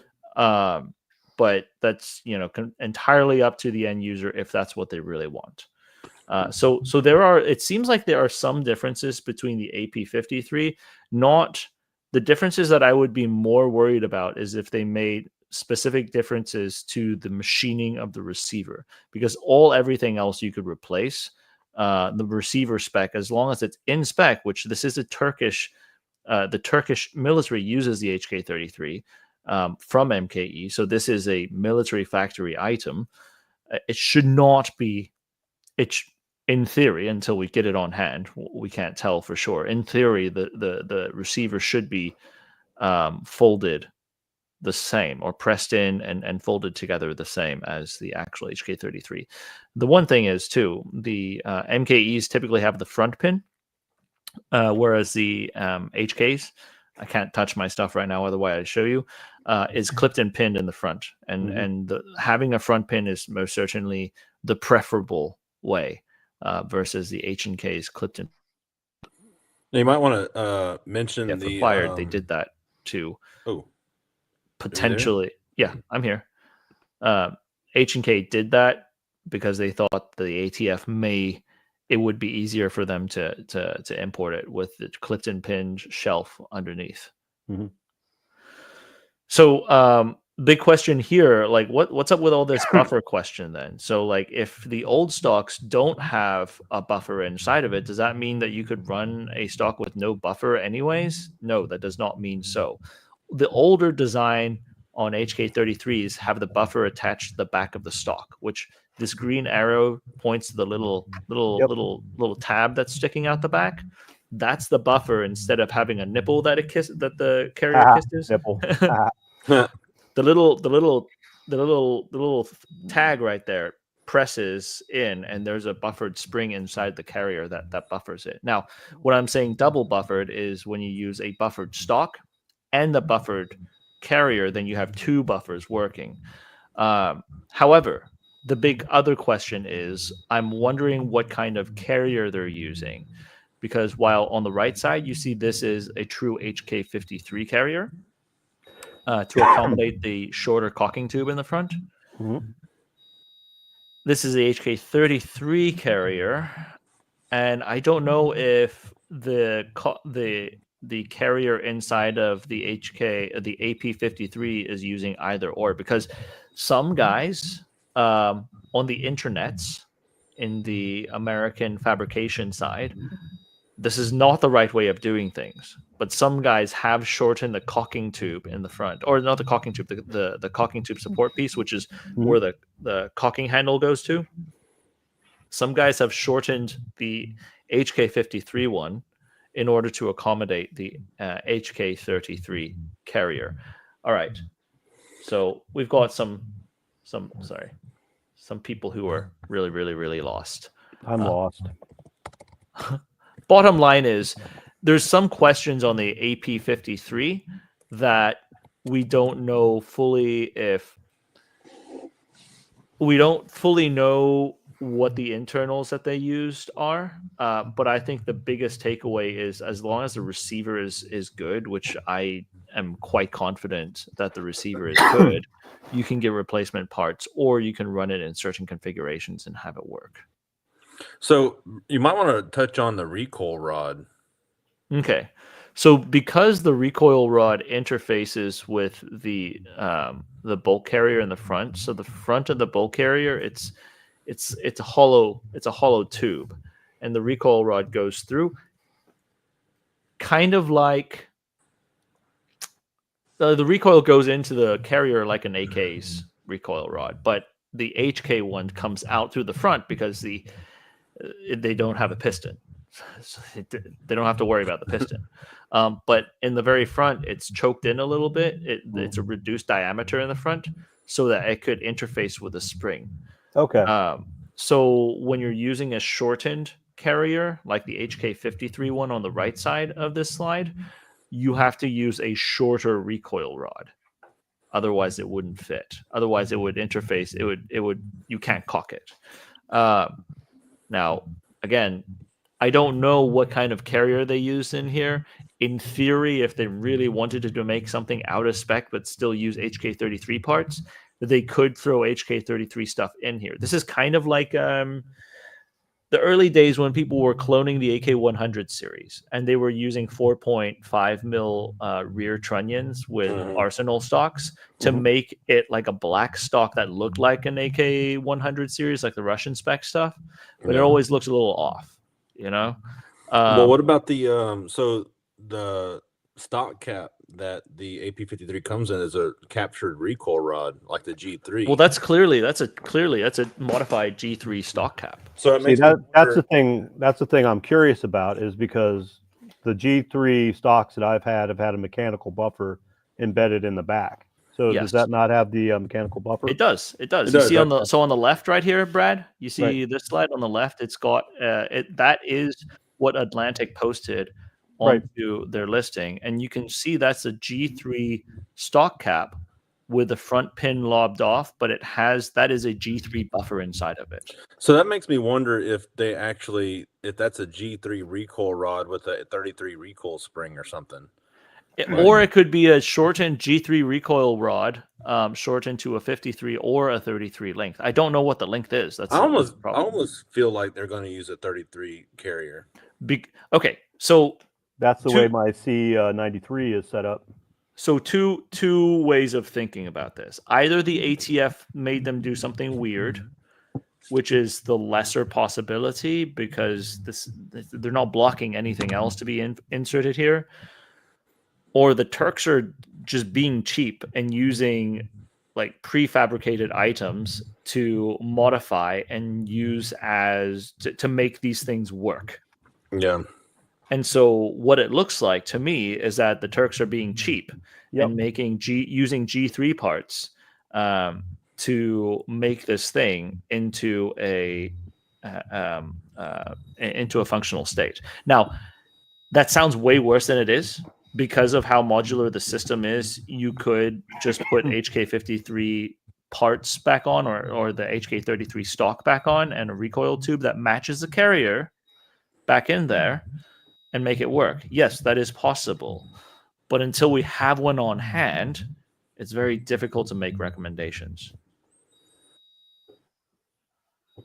See, it's not me. Sorry. It's not me. So, I mean, Brad, are you able to see sort of like what that side, what I'm talking about as far as a stock cap right there? Yeah, I mean, what I would, if this was me and I wanted to save money because I'm cheap, is I would this is like once my Form 1 comes back and we're all legal, let's put it that way, because I don't mess with braces, I would just take that end cap apart, get a G3 stock, and you can take that buffer out, so you're not messing around with the buffer unless you want to keep it, and then you can just screw in whatever stock you want that's compatible with the G3 end cap. If that makes sense. So I ordered the retractable stock, and then I ordered a 33 recoil rod assembly and a 53 recoil rod assembly. So I figured one way or the other we'll find out what it is. Yeah, I mean, I have multiple G3 stocks, and they interchange with my HK33 end caps. You know what I mean? So they're pretty interchangeable. Yeah. It's just a question of, do you want to keep the mechanical buffer, or if you can keep the mechanical buffer depending on what kind of carrier is coming in. The carrier is non-buffered. Okay. Yeah. Then So, so you need a buffer on the end cap regardless. Yeah. Yeah, and the MKE 33 retractables do have buffers. Yeah. So it depends on the type of carrier that it comes in. We could recommend the kind of HK53 or 33 rod, or recoil rod. But I mean, when guys are looking at this and they're talking about, oh, this is so bad, they changed so much stuff. No, They're making do. You know? they're being cheap.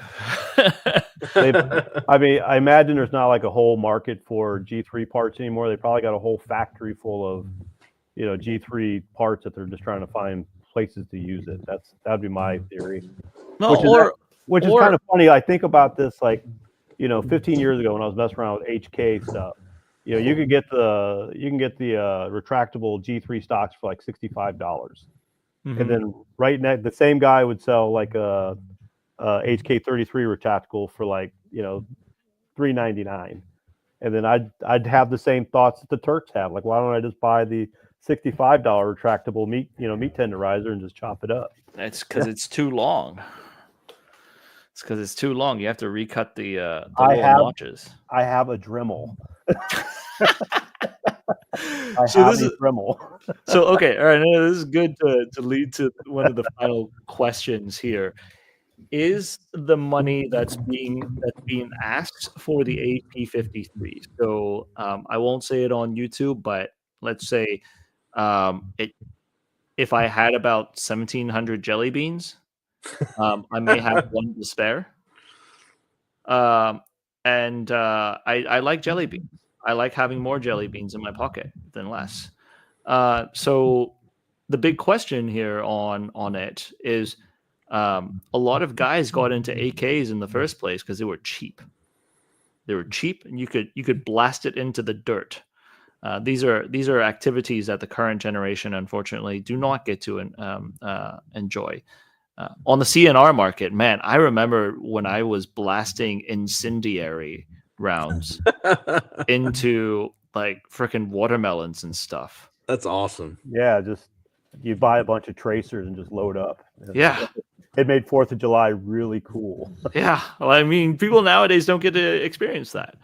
But the question is, is the money worth the interest? So we talked about what some of the AK market currently has on there. I'm also looking at like, what's the price of an AK that you guys would even like entertain to get into on the collecting side? What you mean, like what's the closest equivalent price of an AK? Like, if there were an AK equivalent to an AP53?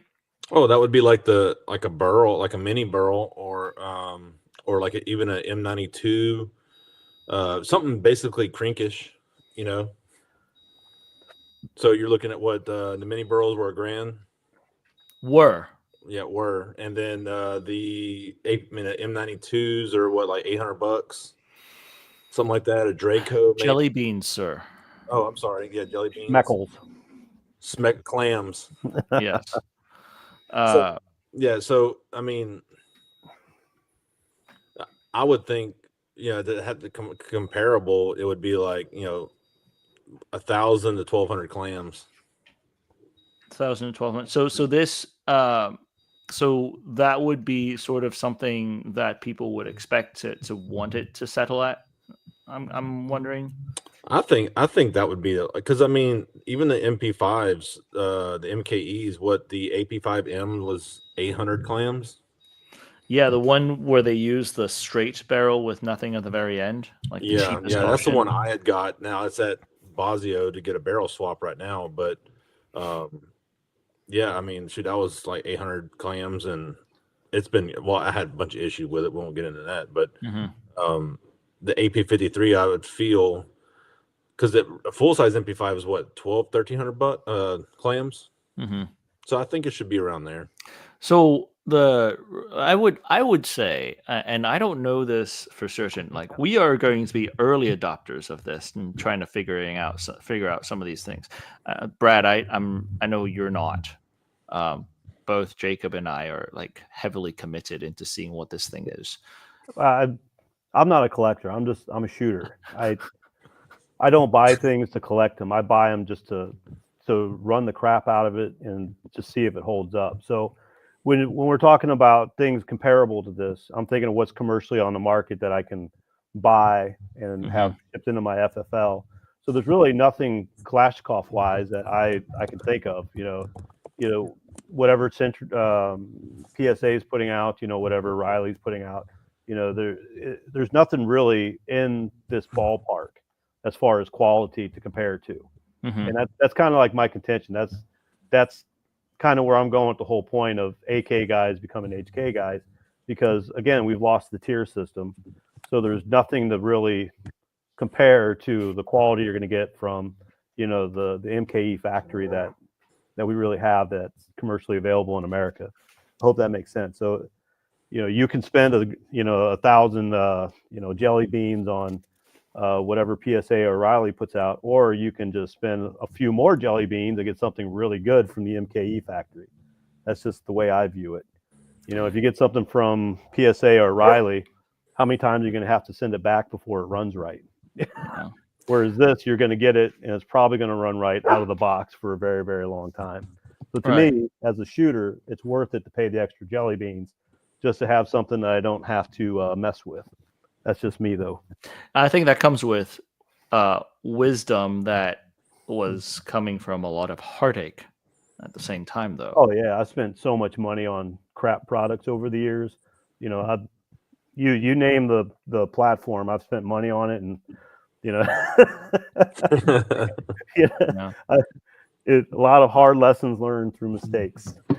So I would contend that on the other side of this, if we were to look at it from the H&K products, or not the H&K type of products, obviously H&K is not making, like they're making the 416 derivative and not this. They're making the MR556. That's not H&K. But PTR is probably the closest domestic, but again, this is different. This is a huge video if I needed to delve into PTR. But PTR is going down the route of like a lot of American-made AKs, unfortunately. And their prices are pretty comparable to this, actually. I was actually just looking at it the other day. They used to be like under 1,000, and now they are like north of mid-1,000. So, I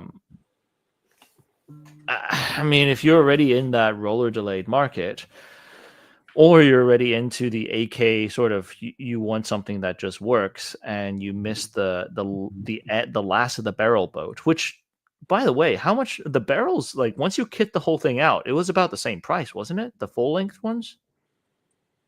No, it was slightly under. I think it was slightly under if you had the rails and everything. I mean, I didn't ever really mess much. I had an Archer back in the day, an IO Ink Archer, which was the barrel import. And the problem I found was just finding any kind of aftermarket support for it, because the barrel configuration was so different. I love you too. Yes, I do. I love you too. But that's always my contention, is what kind of aftermarket support can you get for it? And that's kind of where I'm at with some of the the HK products. How much are you going to be able to get rails for this thing? You got the guys that want to run lasers on everything. Are you going to be able to run lasers, the optics that you want? How much is it going to cost to get that rail and that laser? You're going to get a B&T rail that's going to cost like what, $500-600? Like, I don't know what they're going for these days. 2 to 3. 2-3. Okay. Yeah. So you're going to buy this base unit for what, 1,500 jelly beans, whatever it is, and then you're going to drop another 300 to 400 for a decent rail so you can run your laser aiming device. You'd also need a stock. And a stock.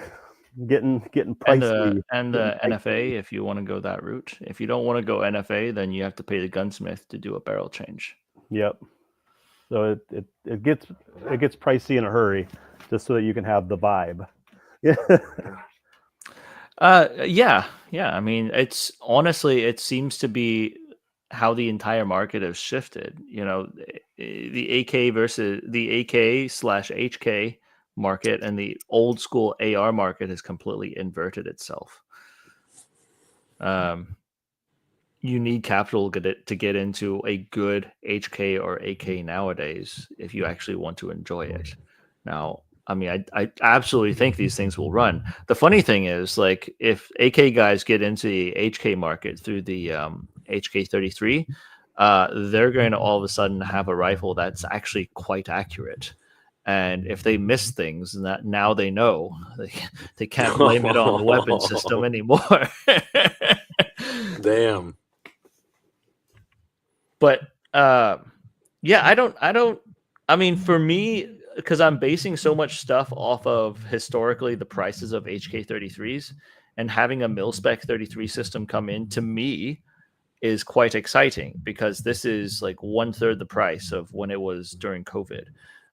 Also, I know during COVID, the AP5 came in and Century decided to MSRP that as the same cost as H&K's SP5. Yeah. And some people bought it at that price. I don't even think the SP5 and the SP5K are even worth it. Like the price. I do. Well, yeah, but you're fanboy. No, I those are the ones I run the hardest. My well, of course, I can't really say much. My MP5 is a German parts kit build. Nice. No, but that's the point. The point here, though, if you want the experience running these things, I do like the military builds, because if you run it hard, you press it hard, you will see a difference between this and a C93. Yeah. And as far as the 5.56 HK33s, I've owned the C93 and multiple HK systems. Huge difference between the shootability, reliability, and precision. The precision was actually decent on the C93, so I can't dog it on that. But the reliability and the shootability, and then on top of that, the C93 always had issues because the receiver was reverse engineered. It wasn't folded the right way. Yeah, they don't take MKE max. At least mine did. None of mine did. Yeah. So yeah, they don't interact with a lot of aftermarket components like the actual HKs or MKEs do. The Z43 that you're getting is perfectly fine. Like factory built stuff will interact with it, no issues. It's sort of like the poor guys at what's a Sure Shot. So Sure Shot was based off of the AK100 series. So it interacts extremely well with anything that's in spec on the AK100 series. Mm-hmm. And then you have guys trying to clip Sure Shot onto their PSA 100 series AKs, and they do not work. Well, shoot, even At all. There's a lot of issues with. Well, I think he's coming out with a special clamping block specifically designed for the PSAs. Right, but that's not my point. Isn't whether I know what your point is. I'm just saying, just for reference. Yeah, so you're forever. So if you stick to one factory spec, like if your factory is making it off of the tolerances and blueprints of the actual rifle, then that's one thing. But if you're then having to unfortunately base your products on something that could change down the road, or is reverse engineered or made with a different spec, that's not ideal sometimes. So sorry, I did want to. Did you guys have anything to add to this conversation? I mean, I don't think it's a clear-cut conversation on whether I don't think clearly it's not every AK guy would get into HKs, but my point in our discussions before this and just privately on the phone with other people in the AK community, I think there's enough parallel to draw interest, and I think the prices have kind of like evened out enough to where people are. It could almost be a comparison. Now, I mean, if you're looking at the PSAs, then maybe the C93 is your speed. That's my point on this. Is it's not a pure substitute of the AK, but as far as the price point, the cost of value, and some of the value that it brings, it seems to level out some way. But I wanted to open it up to you guys first to see if you guys had anything to add, and maybe we can get a couple questions in from the audience. I'd like to add. I mean, talking about the reason I mean, when people get into AKs, kind of, for cheap ammo, cheap price of entry. That's kind of all gone now. But for me, it was something other than an AR platform because I just tired of the AR platform. Like it's just so I always I like different things, and I think the fact that the HK is different platform. I think if with the lower if the prices of the imports lower, I think a lot more people will be apt to collect them and shoot them because for just right here current pricing ish 107 FR $2,300, a Polytex $3,500. I mean Saiga 223 $3,000. That's converted. Like, well, I mean the thing is, I mean think about the age of a Polytech and a Sagia. I mean those things are not, they're not spring chickens anymore. So you're paying $3,000 for something that was banned. Like when the Sagias get banned, the like 2007, I want to say 2008. Yeah, something like that. Yeah. Yeah, and the Polytech's been banned since the 90s. So you're going to pay the collector's prices for something that if you want to shoot it. Man, has it really? Was it 0708 that the Saigas were Yeah. banned? I think it was later than that because I think Obama the one that banned them. I want to say it was like 08. I could be wrong on that. I'm TBI brain, so I could be wrong, but I'm pretty sure it was in that time frame. That feels really brutal because that doesn't feel like that long ago for me. Is it time to schedule your prostate check? Is that what you're saying? Stop. I think it was 2014. Wasn't it 2014? Because that's when they banned all the. Because that's when they win. It was a. I might be confusing with the 5.45 ammo ban. It's because 2014 they went. Russia went into Crimea, and then the sweeping bans came down, and 2014 was. When the Saigas, like that was the last of. But I think you're thinking about the 7 and 6 ban. Yes. Yeah, that's I got them mixed up. Yeah. Did want to say thanks to Dravranov. Hell yeah. I didn't see any of his other comments, but if he does, we'll pick some of them up. Sorry, we were talking about the cost and the time frame that they're banned, and basically we're just kind of dipping our feet back into the same old pond to look for antiques. I mean, there's always going to be a market for something not AR. There's always going to be a market. It's just a question of how much it's going to be to enter that market. So, yeah. Unfortunately, the AP53 is very expensive to enter the not AR market. That's a good thing to say too. Your HK builders are not as many as AK builders.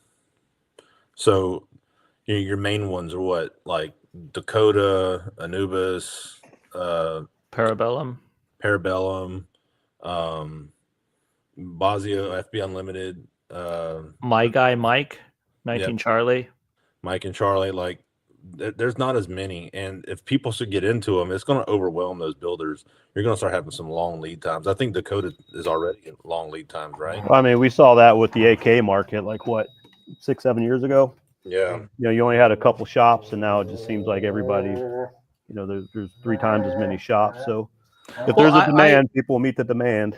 I think, I mean, like I've said in the past, I mean, the equipment that you need to build that you need to service AKs and the equipment that you need to service H&K roller delays are not that different. Are they different? Yes, they're not that different. And left out Zach, Schiffer Customs, Brandon Herrera's gunsmith. He is one of those guys that has also really gotten into learning more about roller delays, and they're very deep into AKs. I mean, it's like a giant YouTube thing that they do on AKs.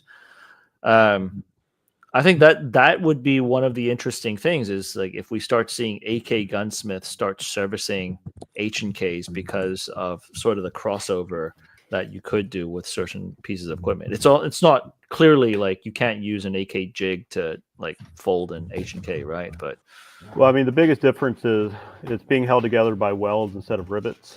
Yeah, it's a different skill set. I think it's not going to be as easy as throwing it together in your garage. You're going to have a welder. I did it in my garage, not well, Not well. but it is possible. You know, you're pressing a barrel into a trunnion. You're cross pinning it with, I think it's a 5mm pin, and then you're welding the trunnion into the stamped sheet metal receiver. You know, it's just. Then you got to weld the whole receiver together. You can. I mean, I bought my receivers like already assembled. All I had to do was just weld the trunnion in. Oh, gotcha. I meant like a flat. Oh, it yeah. would be interesting if someone starts sort of like how Childers does it. I would be interesting, or Childers, Recreators. It would be interesting if any of the sheet metal people start making pre-welded, it's like pre-bent AK flats in that aspect. Or take this, or if people just use the AP53s and AP51s and punch the barrels out and do the stuff like that.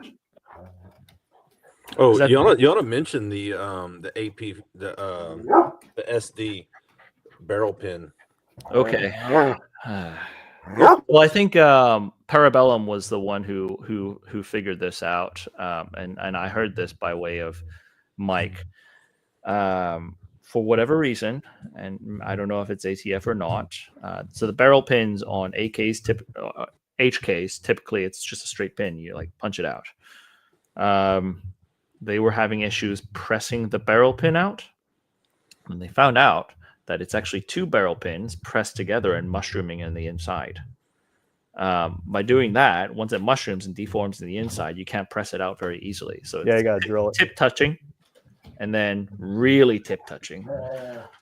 So yeah, they ended up, like, the solution to that is you have to drill it out and then press it, and that drilled out material will allow the pin to collapse on itself, and then it could be pressed out, and then the barrel could be pressed out. Yeah, then you oversize it. Yep. So not sure if that was something dictated by the ATF or not, but hey, Tufu's in here. Hey. He came in with tips touching. Yep. So anyways, there's some things that I think part of it, it's kind of a pain point to have to figure stuff out, but I don't know if it's just me. I find joy in figuring things out. Like, I think it's interesting solving problems and learning about systems. And I think the AP53 series coming in could be something that presents some of the older guys in the AK communities an opportunity to learn about something that sort of like a reset, right? Like that feeling that when you're getting into AKs at the very beginning. That's like watching Lord of the Rings for the first time. Yeah. I mean, and that's how I felt talking to you the past couple of days on the phone and texting about these HK guns. Like, you know, it's kind of reignited my interest, and it kind of give me that sensation of finding something for the first time. I think that's kind of a major point. It's like something different, you know what I mean? Mm-hmm. It's fun. It's fun. And then doing the research. I'm gonna have to log off. These guys are getting out of control. All right. Hey, thanks for having me. I appreciate it's been fun. Sure, for sure. We'll catch you on the phone side. We'll give the audience another 5 minutes on Q&As, and Jacob and I can answer some of those questions.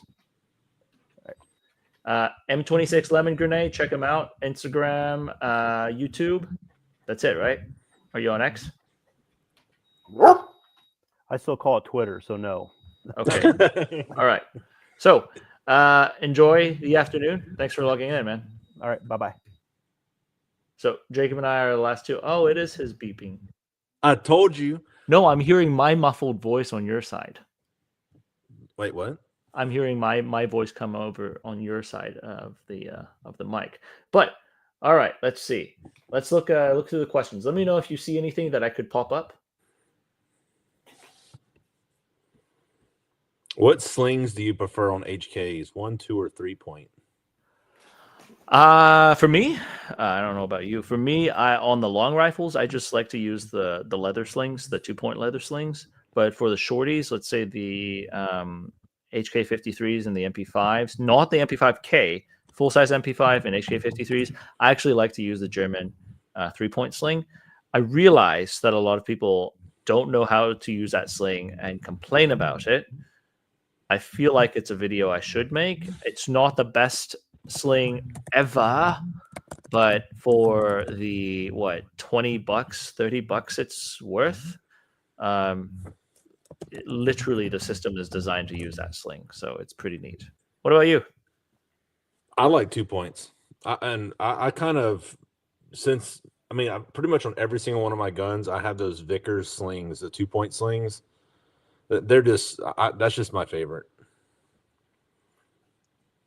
I think even my MP5 has a green one. Yep, that's right. Yeah, it does. This is a good question from Tufu. Does suppressing the HK53 and 51 need new locking pieces? I don't know that. Let me see. Kind of like the MP5. Yes. Okay. Yes, it does. I don't know what locking pieces, but yes. Well, that's good to know because I was going to suppress the hell out of it. This is a good point to bring up. I thought it was like, so before people even understand the difference, because it's a non-buffered carrier, if they're running it on an MP5 brace and throwing a traditional can on it, oh baby, you're gonna rock your world. Yeah, you're gonna crack your stock for sure. Roller dents and get a bunch of fun things like that. So yeah, don't just suppress that. That's, I guess that would be one of the downsides for sure on the roller delayed stuff, is that you need to know what you're doing when you're suppressing it. As far as the G3s, so low like flow through cans, low pressure cans are really nice to run roller delays through. I think that's kind of been one of the big things that's really pulled roller delays forward with using suppressors, is the advent of flow through cans. But then the other side, for sure, double check on what kind of buffer you have or are going to use in your system. Yeah, I think for my MP5K, I went with I can't remember the locking piece now. I just had a brain fart. But when I sent it off to get the barrel swap to a tri-lug, I sent them the locking piece for it as well. Your MK, is it an MP5K MKE one? Yeah. I don't know. Josh has had issues with my suppressed locking piece, so I think part of it is also just seeing how it works, tuning it on the spot. Would you need a new locking piece with a flow through can? I don't. I would rather double buffer that thing. That's just me. Let's see. Let me see. So for some people out there who are having a question on the locking piece, is the locking piece. So the way the roller delayed system works is basically those two rollers. And this is like, don't make memes out of me like doing this on the screen, but like you have two rollers, right? Like that. It jams out with a locking piece, and the locking piece is a wedge that jams it out in the middle. And there's a certain angle on that locking piece that gives it a certain amount of pressure for the two rollers to squeeze in and for the whole system to retract. And that angle on the locking piece dictates the amount of pressure that bolt or that those two rollers have before they can unlock. That basically is how you slow the carrier down for a certain amount of speed. So basically, whereas in an AK system, you're adjusting the gas port on how much gas input you're going into the system. So basically, the HK system, you're trying to control the amount of propellant that pushes your bolt carrier, whereas the HK roller delayed system, you're trying to control the amount of resistance.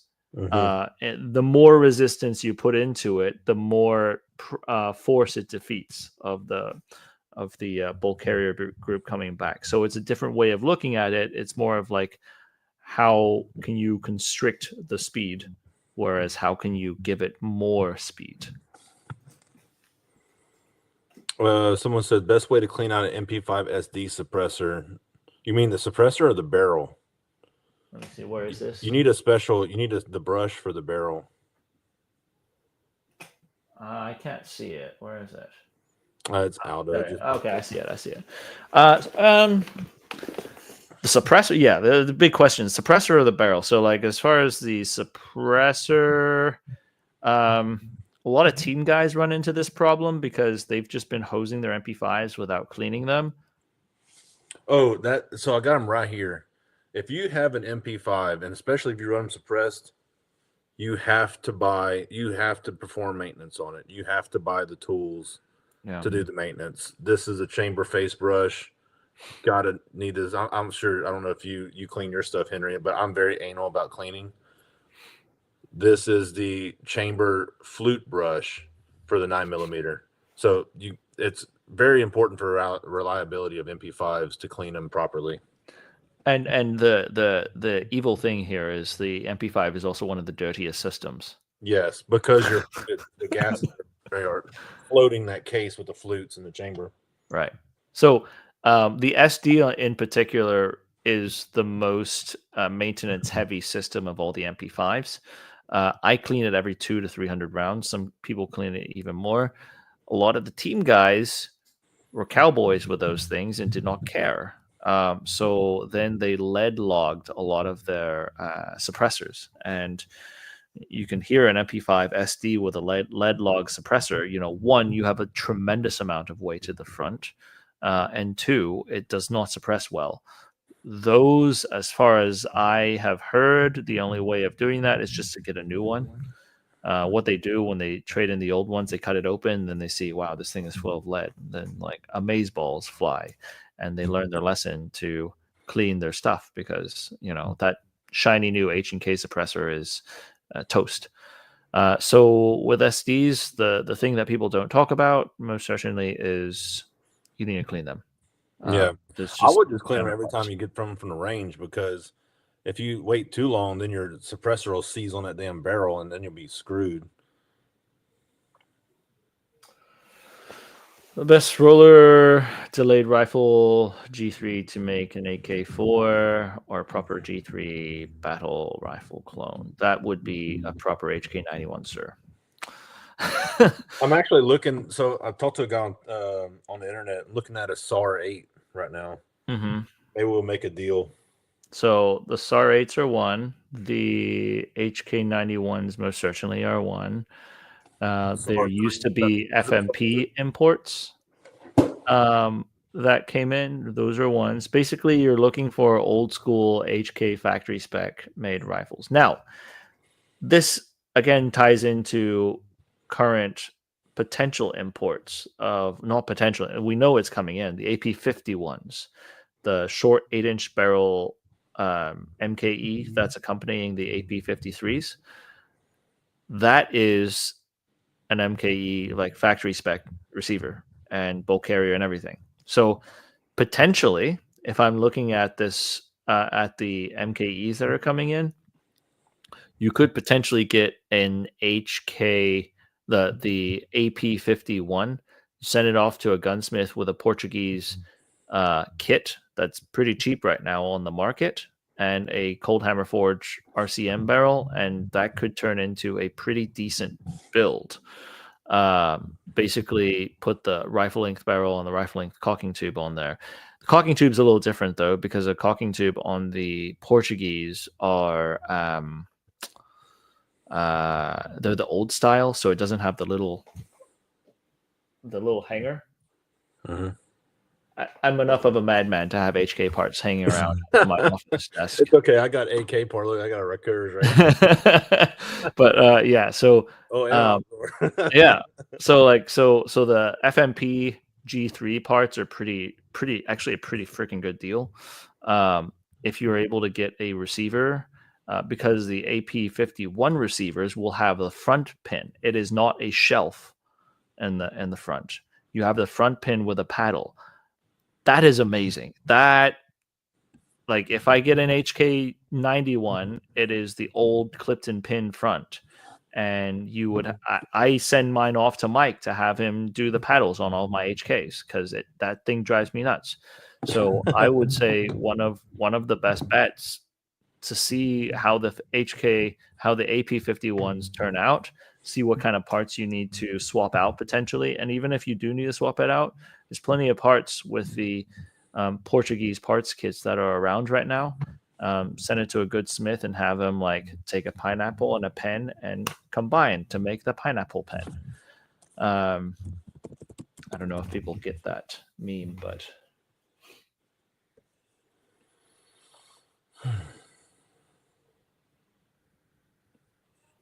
yeah. So yeah, Parabellum, Dakota, our gunsmith, Mike, 19 Charlie, your guy Bosio. I've never worked with Bosio before. It's his FB Unlimited is I think that's what he goes. That's what his FFL is. So it's multiple guys who could do HK services. It depends on the big thing on it is wait time. You know, you want to bounce between the price and the wait time. That's the biggest question. We're going to have to wrap it up pretty soon. I got to go to work here in about 30 minutes. All right. I mean, we definitely stayed for an extra hour screwing around with everything. But yeah, look, I'm excited about the upcoming 2025 market. I really wish we got to see more from the AK side, but I will take HK53 clones and K2 clones. I will take that any day of the week. As far as that stuff goes. I'm glad you could join. I'm glad Brad could make it. Everyone in the chat, guys, what are your thoughts on AK guys getting into the HK market? I am kind of curious myself, because this has just been a topic that's been kind of rattling through my mind the past couple months. Really, the last month, I was able to verbalize it and turn it into something and present it to a few of my AK friends. And it seemed like AK people, in large, welcomed the idea. But again, you know, there's some pros and cons. It's not a direct translation. But I'm wondering if the roller delays continue to go down in price like the AP5s did from COVID to currently the prices. Why not? Yep. All right. So, ladies and gentlemen, thanks for sticking with us, enjoying a nice long lunch break and discussing gun nerdy topics. If you wanted to look up either Brad or Jacob, here, let me pop this side off. Hold on. There. If you want to look up Brad or Jacob, Brad is M26_lemon_grenade. Ask him how he got that handle. It's an interesting story.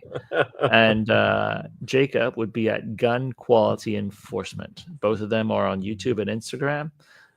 You're on X too, aren't you? No. You're not? Okay. So look them up on those social media networks. They are both AK guys who have a hint of interest towards the HK side. I'd say recently, Jacob, more than a hint. Yeah. My collection exploded. Yeah. So any last words? Nah, man, that's pretty much it. I appreciate you having me on. It was a lot of fun. Yeah, man. Thanks for stopping by. And for everybody, hope you enjoyed your lunch. I'll catch you guys on the range. Oh, sorry. I usually have the ending keyed up. I did not because I was having so much fun. So goodbye, everybody. See you guys on the range. I see green light 2, 1 Victor, 2 packs, Recon 1. Over. 716 is Gillnet 6, 4 Vic, 8 packs, Recon 1, green to green, how copy, over. 716 is Gillnet 6, 4 Vic, 8 packs, Recon 1, green to green, how copy, over. 296, this is 716, roger, over.